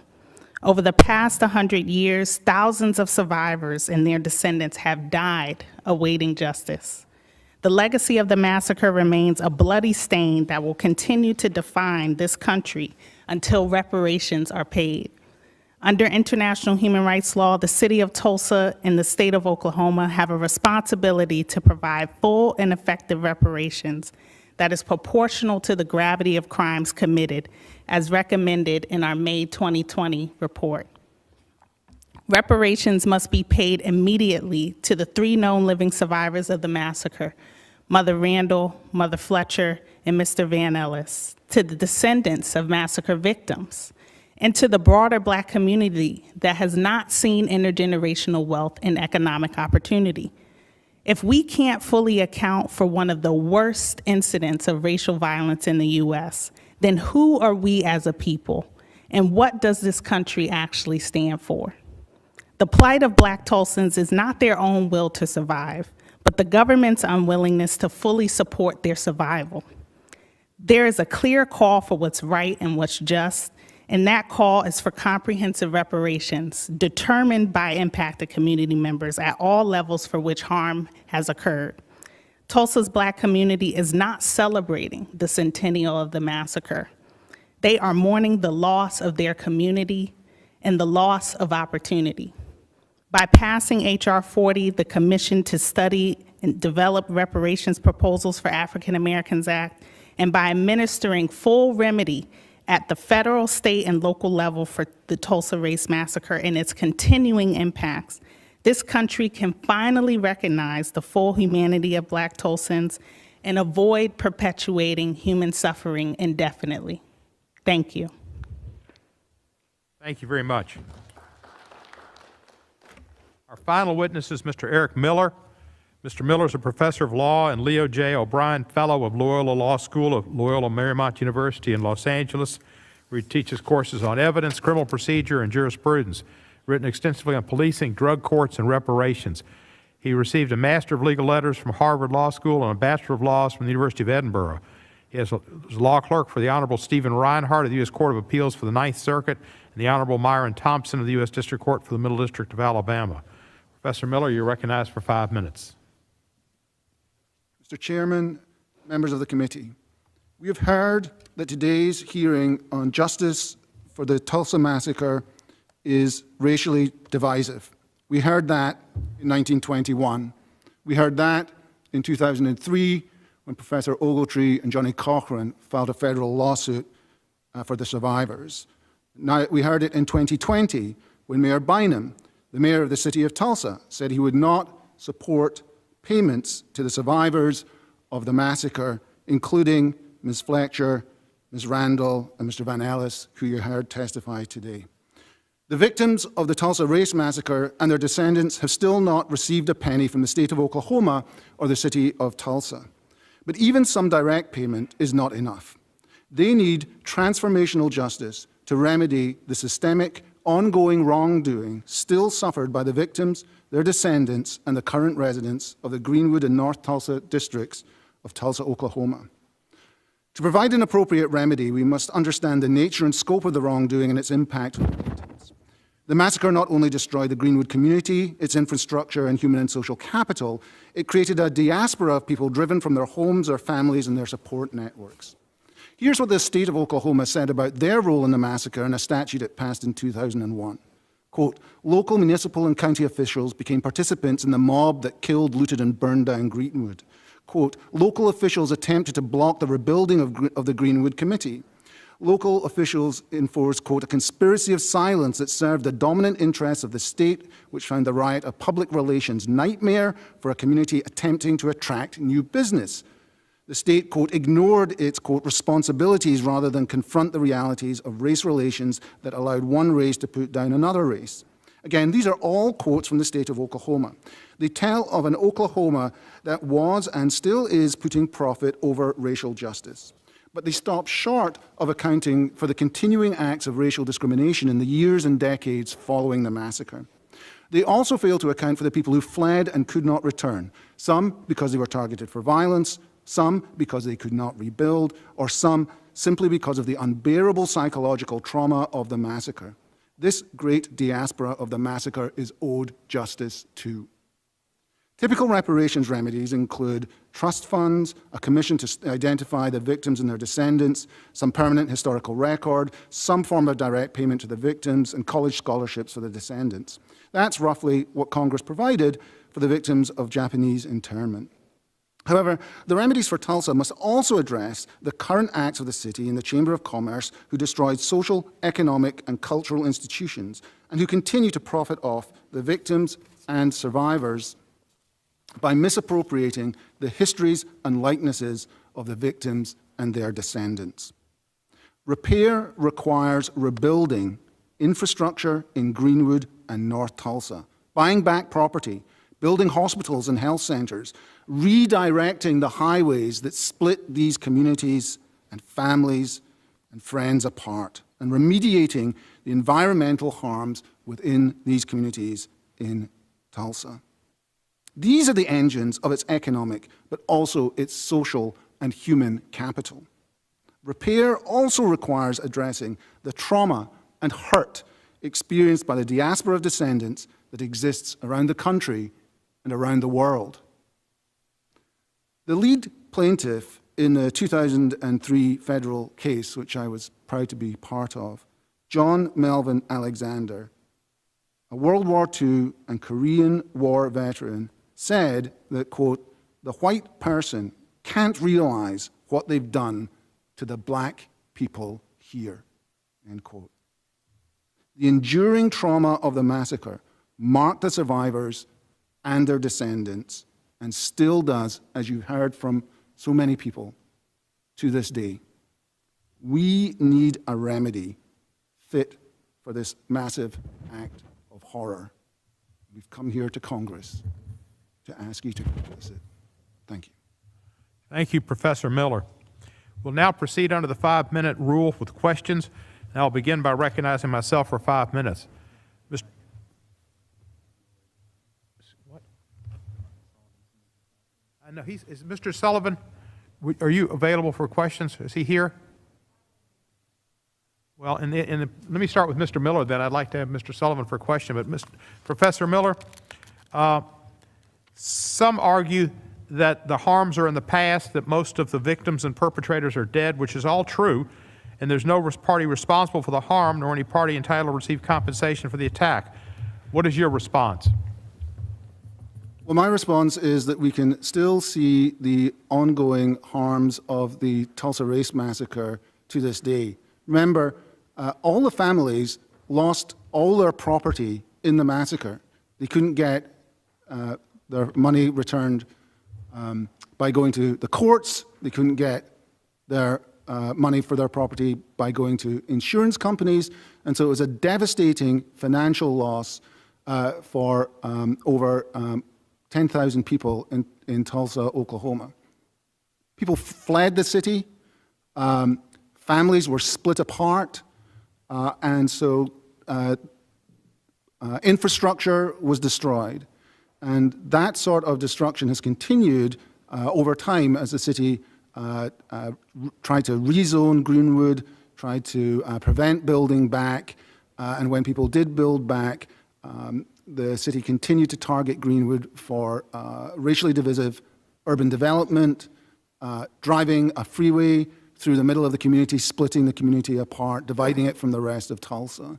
So the acts of the city, of the Chamber of Commerce, of the state, of the county, have continued from 1921 to 2021 to target this community. So it's been a continuing problem, and there's been no efforts at any remediation. Is that correct? That's correct. Worse, they've made it worse. And let me ask you this. One of the witnesses, I believe it was Mr. Simmons, said that insurance companies had not honored claims. How did they go about? These were property casualty insurance, homeowners insurance, whatever. How did they go not get compensation? How did the insurance companies get out of it? They said there was a riot clause in the insurance and refused to pay up. And so the insurance companies denied hundreds of people their claims, people who are victims of the race massacre, by claiming that they didn't have to pay because of a riot. Mr. Solomon-Simmons, Professor Miller has explained that some of the insurance companies, because of a riot clause, were allowed not to have to compensate the victims. Did the riot clause suggest that they were responsible for the damage? How did that riot clause get interpreted that way and not give them compensation? First of all, it was the city and the county and the chamber who falsely called it a riot for the express purpose to make it more difficult for the black citizens to rebuild. We have to understand this was not just some isolated event. They wanted their land. They wanted the land of the African Americans because it was very valuable land. And our belief and our understanding of our research that these insurance companies, they didn't do their due diligence. They didn't come down and do an actual investigation. They just took the false narrative that the city and the county and the chamber provided and said, that's good for us. We don't have to pay anything. And we have these particular claims. Happy to give this to your office, Representative Cohen, listing of each claim made, the specificity, and who they made it to. Thank you. We had a similar situation in Memphis. There was after the Civil War, they called it a riot for the longest time, and of course it was a massacre. And the city was involved as well, in the police, in perpetrating it. In Oklahoma, as I understand it, the police, the law enforcement, participated in the massacre. Is that correct? That's absolutely correct. It's the same spirit that runs from 1921 to 2021. This is my client right here. I represent the Crutcher family who has suffered from police violence. Her brother was shot with his hands up in the air. So I take great exception to what Mr. Shannon had to say about being divisive. We suffer in Tulsa. I don't know. He's not from Tulsa. I'm from Tulsa. Tiffany's from Tulsa. Chief's from Tulsa. Griesen's from Tulsa. We suffer at the hands of the Tulsa police. You also heard the name of Joshua Harvey. It's another client of mine, a young man that was tased 27 times to death by the Tulsa Police Department, and none of the officers were disciplined. Betty Shelby was not disciplined for shooting her brother. None of the officers who had witnesses leave the scene on video violated multiple policies. Not one of those officers are disciplined. And you know what? After the massacre, in our papers, they said for this to never happen again, and this being the rise of quote-unquote nigger town, we need to aggressively police these niggers to make sure that they don't rise again. That is what we deal with here in Tulsa. That is the over-policing in my neighborhood, North Tulsa, 36th Street North. My time has expired, but thank you. We'll try to get back, and now we'll recognize Mr. Johnson for 5 minutes. Thank you, Mr. Chairman. Speaker Shannon, you obviously had a historic rise and very successful career in the state, and we acknowledge that. And I was struck by your testimony. You testified in part that you were inspired by the pre-massacre success of Greenwood, the stories that your parents told you, the history teachers that were in your house, because it represented an American success story where, despite facing horrific racism and other aspects of their lives, Tulsa's African-American residents could flourish economically and socially and culturally. And you noted that that story can still inspire young people today. So the question is, what are some ways that we can emphasize great stories like that to build up and strengthen individuals and communities? Thank you, Ranking Member Johnson, for the question. As a former resident of Tulsa, I think when we think about the narrative that we tell ourselves, I'm always concerned with this narrative of telling people that look like me that they can't succeed in this country, because it's just not true. This country is a land of systemic opportunity. It is not a land of systemic racism. This country has afforded many people from many different backgrounds great opportunities. Now, that doesn't negate that we've had our challenges, and many of them have been at the hands of people that look like me, and many of them have been victims. People that look like me have been victims at the hands of these crimes, much like the Tulsa Race Massacre, and it is a shame. So we've certainly had our challenges. But when we think about what Greenwood means to the nation and how it inspires people, it is that the idea of capitalism still works. The idea that if we really want to move people out of generational poverty, which is what we're talking about, there are steps to do that. Number one, it starts with finishing school. Whatever school you're in, do the best you can and finish it. The second one is getting married and staying married. We know that those things work. That moves people out of generational poverty. The third thing is to invest. To get a job and keep a job. That's the third thing. Number 4 is to invest and save. And number 5 is to give back to your local community. That's how you move people out of generational poverty. And that's exactly what the brave men and women of Greenwood did in many instances with their entrepreneurship. And they continue to inspire people from generations. I was moved by the testimony of Uncle Red and the other survivors and his sister. I think we all can learn a great deal about their courage.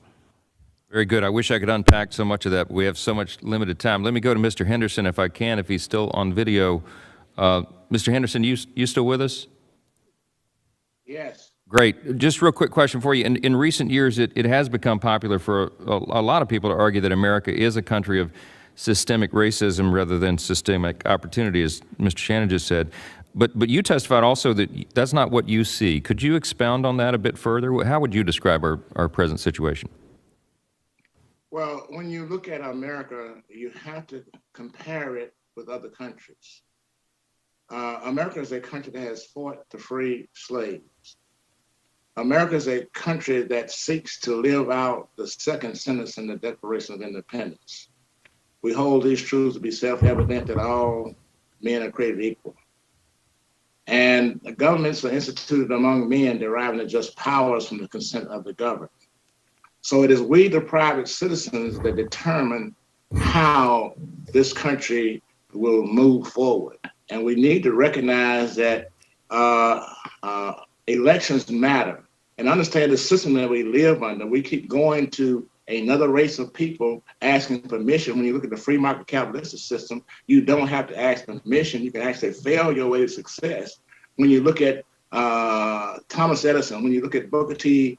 Washington, that failed so many times, but got knocked down, but would not give up. So America's a great country if we look at it from the right direction. All it offers is a great opportunity. We need to take advantage of it.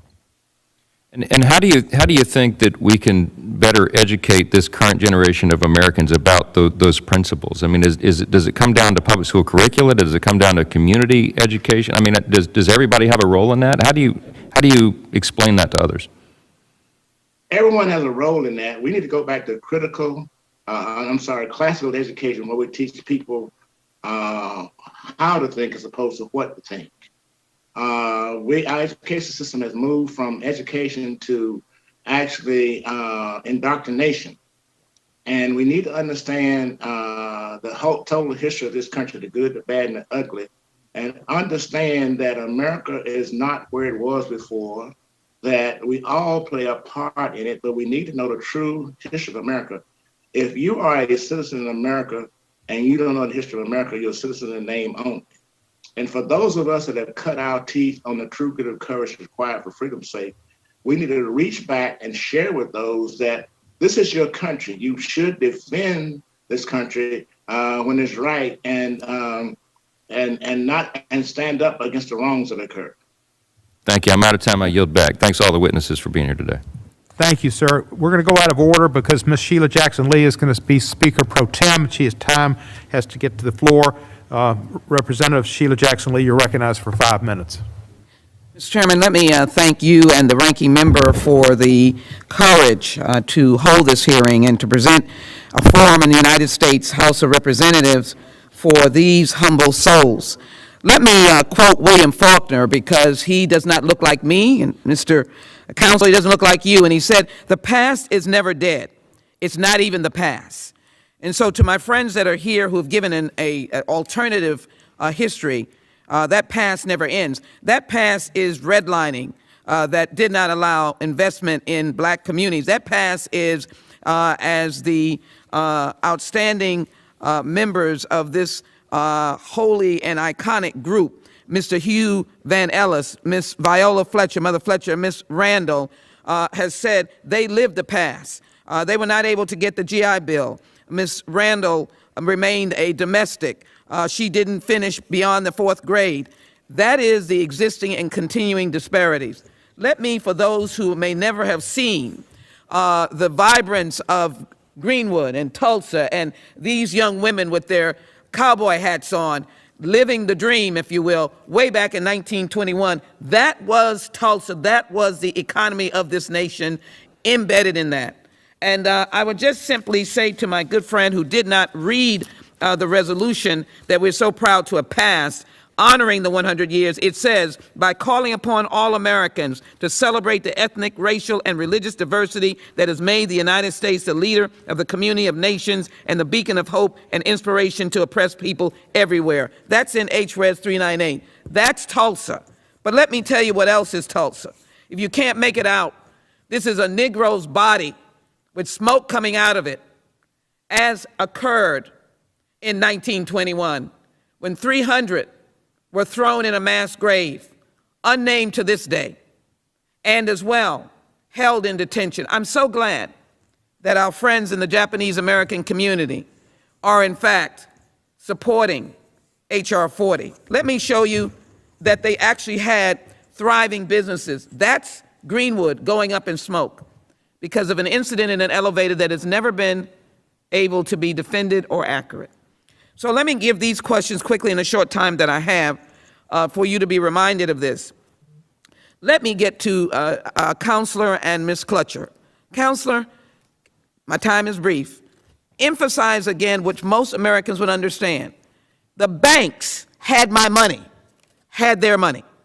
I remember those little books. We grew up on those little books. You go to the bank, you put the money in, and they mark in your little book that you had money. Tell me two things.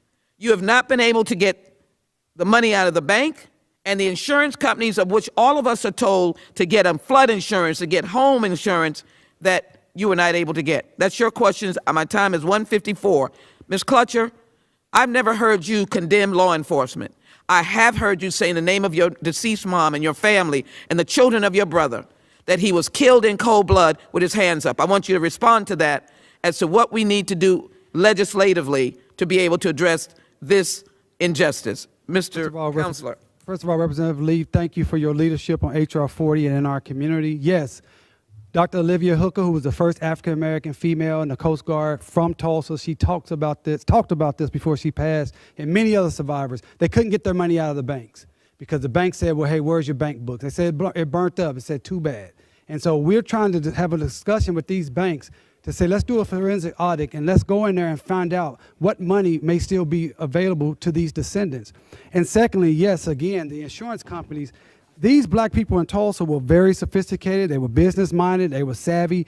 They had policies, insurance policies, and to this day, no policy actually paid anything that was fair market value and is still owed as we speak. Thank you. Ms. Crutcher, if you would. Yes, ma'am. I back police officers. My uncle is a police officer. My father served this country. He was a Vietnam veteran, and so I've never bashed the police, but there is an oath that our law enforcement in this country that they swear to, and I believe in that oath because it simply says, and you all should read it, we are here to protect and serve. My issue is that there are police officers in this country that act antithetical to that oath that they swear to. And so what we're trying to do and what we need for Congress to do is act and pass not a dumped down or a watered down or a half-baked bill, but we need it to, we need to end the doctrine of qualified immunity. That doctrine has hurt my family. There's been a civil lawsuit sitting on a judge's desk since 2017. We've had no closure. My mom went to her grave not seeing justice for her son. And so there are policies in place that allow police officers to get away with legal murder, and we need to make sure that we pass that. Thank you. My time has run out. I just want to put into the record this statement from the Tulsa Race Massacre that indicated in 2001 damages were up to $100 million. Today in 2021, it may be $200 million. And my commitment to you is to find justice and relief and to demand that the mayor of the city of Tulsa give you the resources to those descendants, not for his pocket, not for the city of Tulsa, but to be able to get those raised monies. Mr. Mayor, hear me now. In the rightful hands of those descendants that are here today and those descendants of those who have died. It is now, the time is now. I yield back, Mr. Chairman. Thank you for your courtesy. Thank you, Representative Lee. Thank you. Ms. Ross, you're recognized.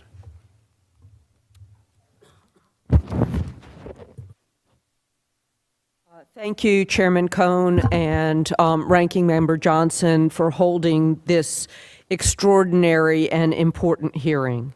Hopefully, it will not be the last of these hearings, though hopefully we won't have these kinds of atrocities going forward. I also want to thank all of the witnesses for joining us today.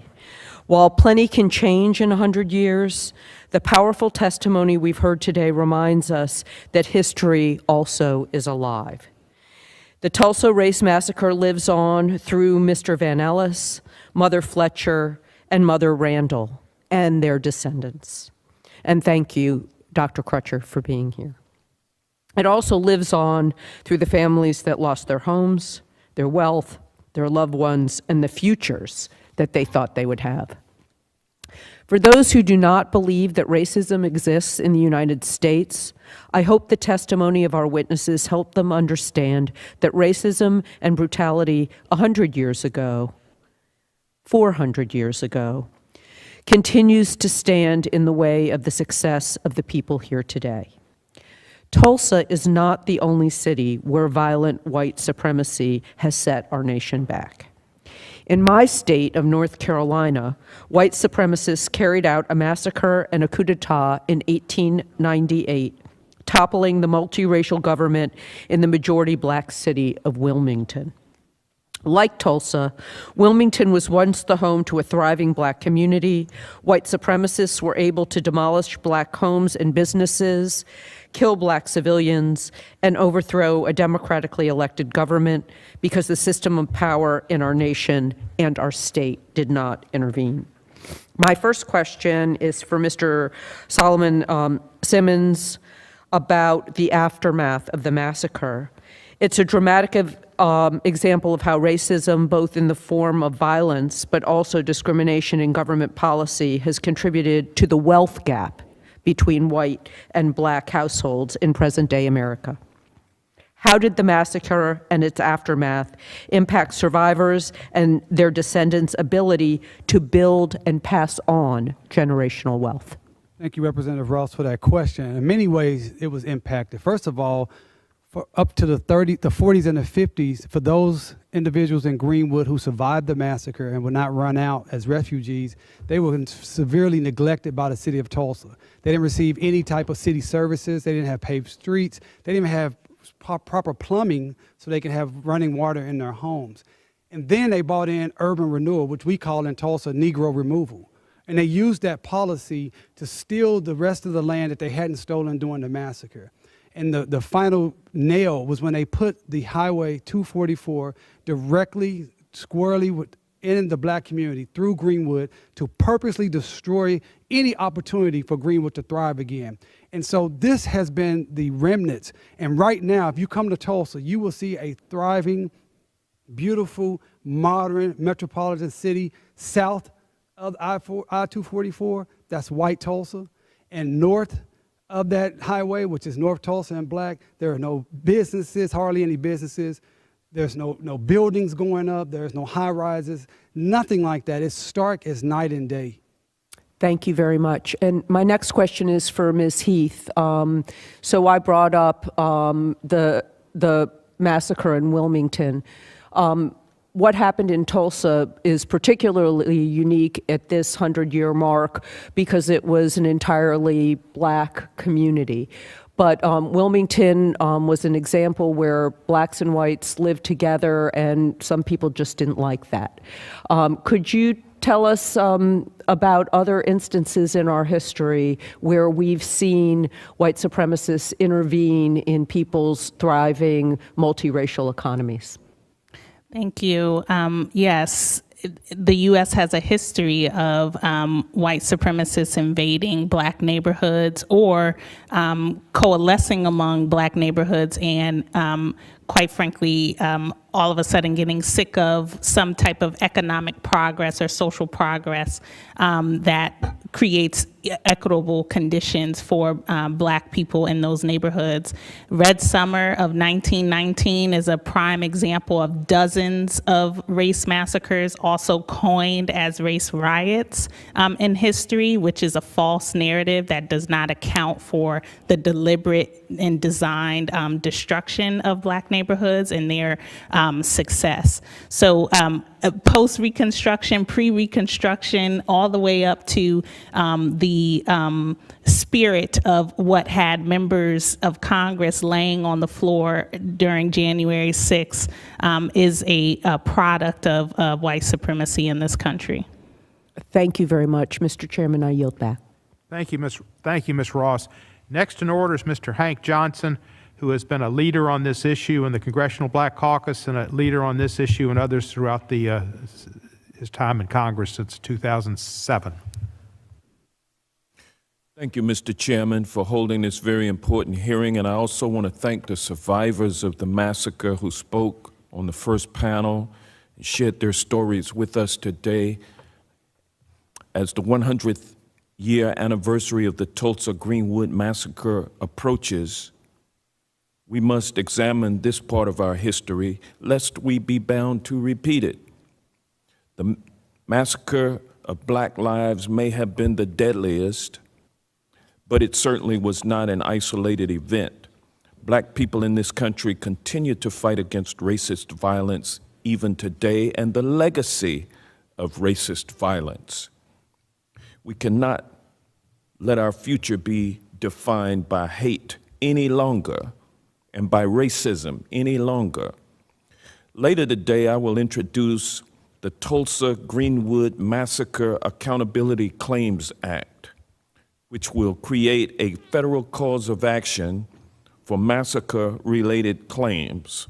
The victims of this atrocity have been denied justice for far too long.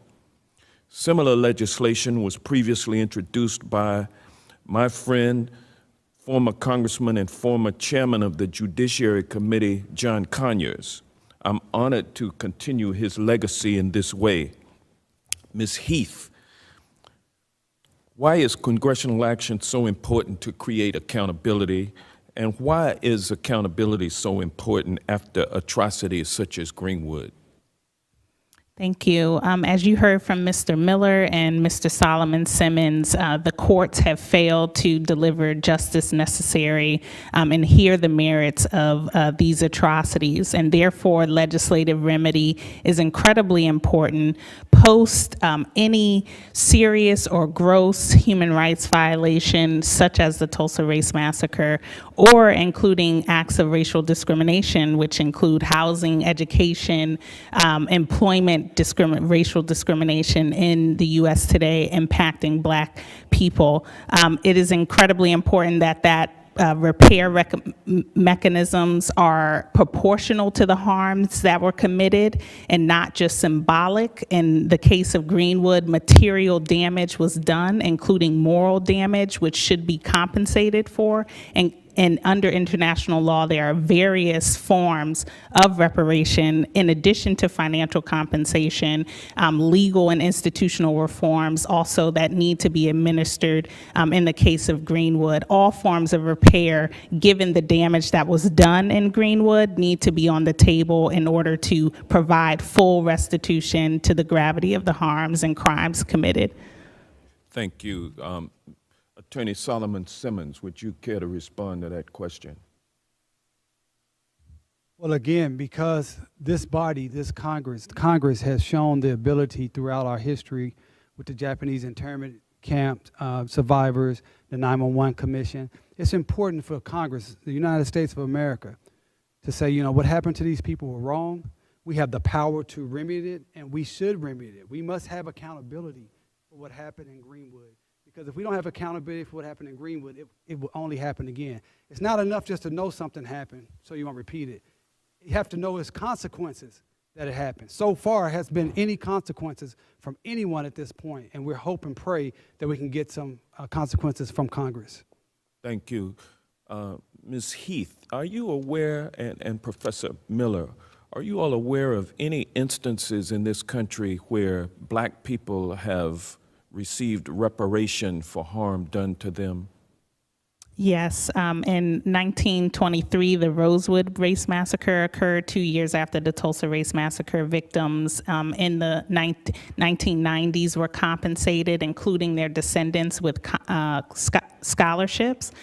In addition, North Carolina compensated victims of forced sterilization for a discriminatory eugenics law. So reparations have been paid, but not to descendants of enslaved Africans at the grander level, and also in this case of Tulsa and many other incidents of racial violence. If we think broadly about reparations, the federal government has actually already made it possible for African Americans, for example, black farmers, to sue to gain some compensation. So Congress has taken a lead on this before. And You might need to turn your microphone on, Professor. Was it already on? Oh, sorry, thought it was on. Did you not hear me? All right. So Congress has taken a lead on this before, for example, with the black farmers legislation, and I'm glad that Congress is taking a lead on it again. Thank you. So H.R. 40 or the Tulsa-Greenwood Massacre Accountability Claims Act would not be new. It would not be unique. It would not be a trailblazer. It would just be a continuation of justice that has been afforded to certain victims of racism in this country throughout our history. Is that correct? That's correct, and it's worth recognizing that states themselves, California has been a leader in affording this sort of relief to, for example, victims of Armenian genocide, braceros, Holocaust survivors, and so it's long overdue for African Americans as well. Thank you, and I yield back. Thank you, Mr. Johnson. Ms. Garcia from Texas is recognized for 5 minutes. Thank you, Mr. Chairman, and thank you so much for bringing this hearing forward. I think it's historic, and just the courage and the tenacity and just the wherewithal of the survivors to be here with us this morning and to share their stories was very, very, very moving and compelling. And I hope that more Americans get to see it. I hope that children get to see it. I hope anyone who studies history see it. So thank you for doing this, and I'm so glad that also you are live streaming this to make sure that people make note. It's a shame, 100 years since the Tulsa-Greenwood Race Massacre, and we still find ourselves striving for equal justice under the law for all Americans. You know, Uncle Red said it best. We all need to work together because we are one. We all need to work together because we are one. So it is important that we commemorate the centennial anniversary of this massacre to educate new generations of our country's history, to learn from it and heal from it in order to restore justice for the Greenwood District community as well as many other long-suffering communities alike. That's why I am a co-sponsor of H.R. 398, the resolution. And like President Biden has said, to heal, we must understand. To heal, we must understand. And that's why I also support H.R. 40 and my proud sponsor together with many others here in Congress. And today I've learned of yet another bill that would help restore justice for all, and that's the Accountability Act that Mr. Johnson just mentioned, and I'll certainly sign up to be a sponsor in that bill. And I agree with our nation's top law enforcement official, Attorney General Merrick Garland, that we're obligated to protect each other. That's why highlighting this event 100 years later, when racial hatred drove individuals to carry out unspeakable acts of violence against our own fellow Americans, teaches us about the evils that are perpetuated by white supremacists. Let's be clear, we will not rest until there is justice for all. If you listen to the words of Mother Fletcher, She said that she has lived this massacre every single day, every day. We owe it to her and all the others to make sure that we make change, and we do it now, not later. Hate because of the color of one's skin shall never win. We cannot let it win. America prevails when we come together in peace, and as Uncle Red said, we are one. So I want to begin with you, Attorney Simmons. You know, I noticed in, it may have been your written testimony that groups even like Sinclair Oil loaned them the planes. You know, we hear it, and the chairman asked questions about, you know, the insurance companies. So businesses were involved with this. Have we been able to get a handle on how we can go to the successor businesses? Sinclair Oil, I believe, still exists. Those companies obviously were bought by someone. Have we been able to try to get any damages from them? Thank you for your question. We are in the process of that. We have reached out to several companies, including Sinclair Oil. They are still around, and then many insurance companies, banks, other publications, and we're trying to hold everyone accountable. And so far, not many people want to talk to us and have a conversation. And that's what we reached out. So let's have a conversation, because these people in Tulsa, my people in Tulsa, we need healing. And you were a part of this 100 years ago, and here's the proof of it. Right, and I know that I read that there was a commission set up in Oklahoma, and that they did say that reparations should go to the historic Greenwood community in some way, and that it would do much to repair the emotional and physical scars of this terrible incident.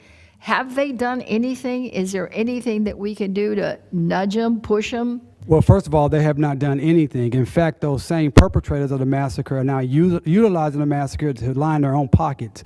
So in fact, they haven't done anything. They've done worse. They've actually compounded the trauma, and they've soaked up all of the resources that good people from around the nation that want to support the black people of Tulsa.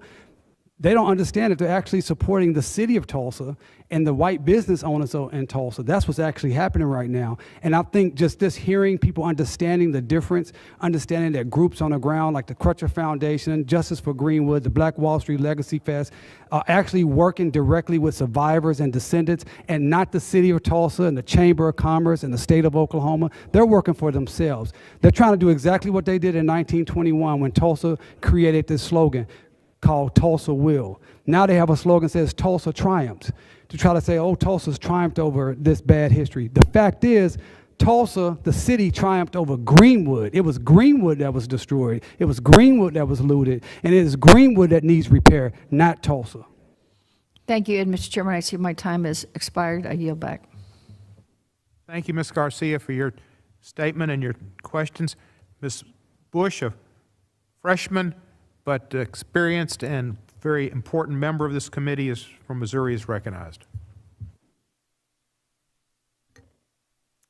St. Louis, and I thank you, Chairman Cohen, for convening this hearing.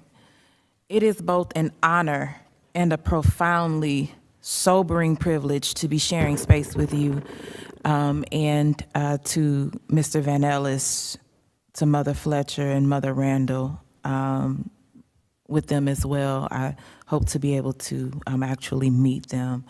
When I go home today, and this is to them, when I go home today, I will call my 7-year-old nephew and tell him about my day. I will tell him that I got to see and hear American heroes today. I will tell him that I spoke to them and all that they lived, all those things that they talked about, and how they lived in a neighborhood much like his in St. Louis, that he lives in a neighborhood with local schools just like they did, and favorite parks where he spends his holidays the same way they do, and where he celebrates some of his life's most precious moments the same way that they did. But unlike in his neighborhood in St. Louis, this vibrant, beautiful community in Tulsa was burned down. And yet, Mother Fletcher, Mother Randall, and Mr. Van Ellis are still here with us today, sharing that story of courage. To my colleagues on this committee, there is only one reason why descendants of the Tulsa Massacre have not been compensated. And that reason is racism. It's anti-Black racism, to be clear, and it's been stated a couple times, and I want to state it again. It's anti-Black racism. Racism is not just slavery and Jim Crow. It is the daily violence that is enacted on our communities each and every day we live in this white supremacist society. Racism is when a group of our elders come to our halls to testify about the massacre they survived without any clear commitment from our leaders as to the reparations they are owed. That is outright racism, full stop. What happened in Tulsa on the evening of May 31st and that continued into the day of June 1st, 1921 was a failure of the highest proportions. For 24 hours, the community was under attack, traumatized, brutalized, terrorized, and killed for no other reason than for being Black. It was the failure of our government that helped enable the violent massacre. It was the failure of our leaders for being complicit in white supremacist violence. It was the failure of our country for failing to protect its own citizens. It is a failure only made possible because racism is alive and well in this country. It was alive when a white mob burned Tulsa to a crisp. It is alive now as we debate the merits of repairing harm. Underlying the generational trauma and exploitation is a government that refused to even acknowledge the humanity of our ancestors, enslaved and terrorized under white supremacy. A government that to this day refuses to acknowledge or atone for its own ongoing racism. So let me ask Ms. Goodwin, how has your family, if you could just tell us briefly, how has your family's history been affected by the Tulsa Massacre? And then I have a question for Ms. Crutcher. Ms. Goodwin, how has your family's history been affected by the massacre? If you could name like 3 things that are like really stick out. Well, one sticks out is the generational wealth that could have been basically accrued by now. There was some $76,244 back in 1921, in today's dollars, that has been said to be some 900,000 or perhaps 1.2 million. My goodness. So if we just talk about the material loss, that's what you would deal with. If you want to talk about the scars and the, as it's been said over and over again, the ongoing trauma, we feel this every day because we live in this community. And as it's been said, we see a community that's being gentrified. We see a community right now with this massacre is being monetized by Greenwood Rising and all of this hoopla, and are the 3 folks that we could do right by right now are still living. And so I can say to you that we feel that, okay? Yes. And when you say 3 things, I can name 30 things. Okay, right? I'm running out of time, but okay. Thank you. I'm going to move to Ms. Crutcher. I only have a few seconds left, but could you tell us, what does justice look like to you in your community? Thank you for sharing what you shared for us today, but if you could say what justice is for Tulsa right now, what is that?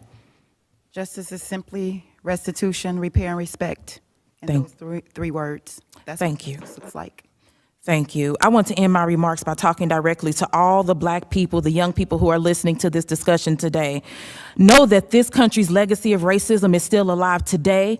Our lives, our very existence is a testimony. It's a testament to our will and our strength. It is a testament to our power as a people and how much has stood in our way, in the way of our survival. And yet we are still here. We saw 3 people. They are still here. We are fighting for a world that honors our dignity and our humanity, and know that we will always do this work of liberation and justice for each and every person until it is won. Thank you. Thank you. That concludes today's hearing, and I'm going to conclude it in the most unusual manner, and then I'm going to advertise a television show. On May the 30th at 8 p.m. Eastern Time, a program called Tulsa Burning, the 1921 Race Massacre, will be shown on the History Channel. This is, I think, an important program for those of you who have watched and those who haven't had the opportunity to watch to view.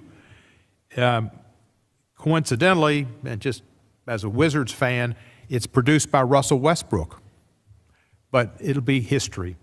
I've learned much today, and I've learned much over the years about the Tulsa race massacre, and we need to take action and show that our country understands what Faulkner said.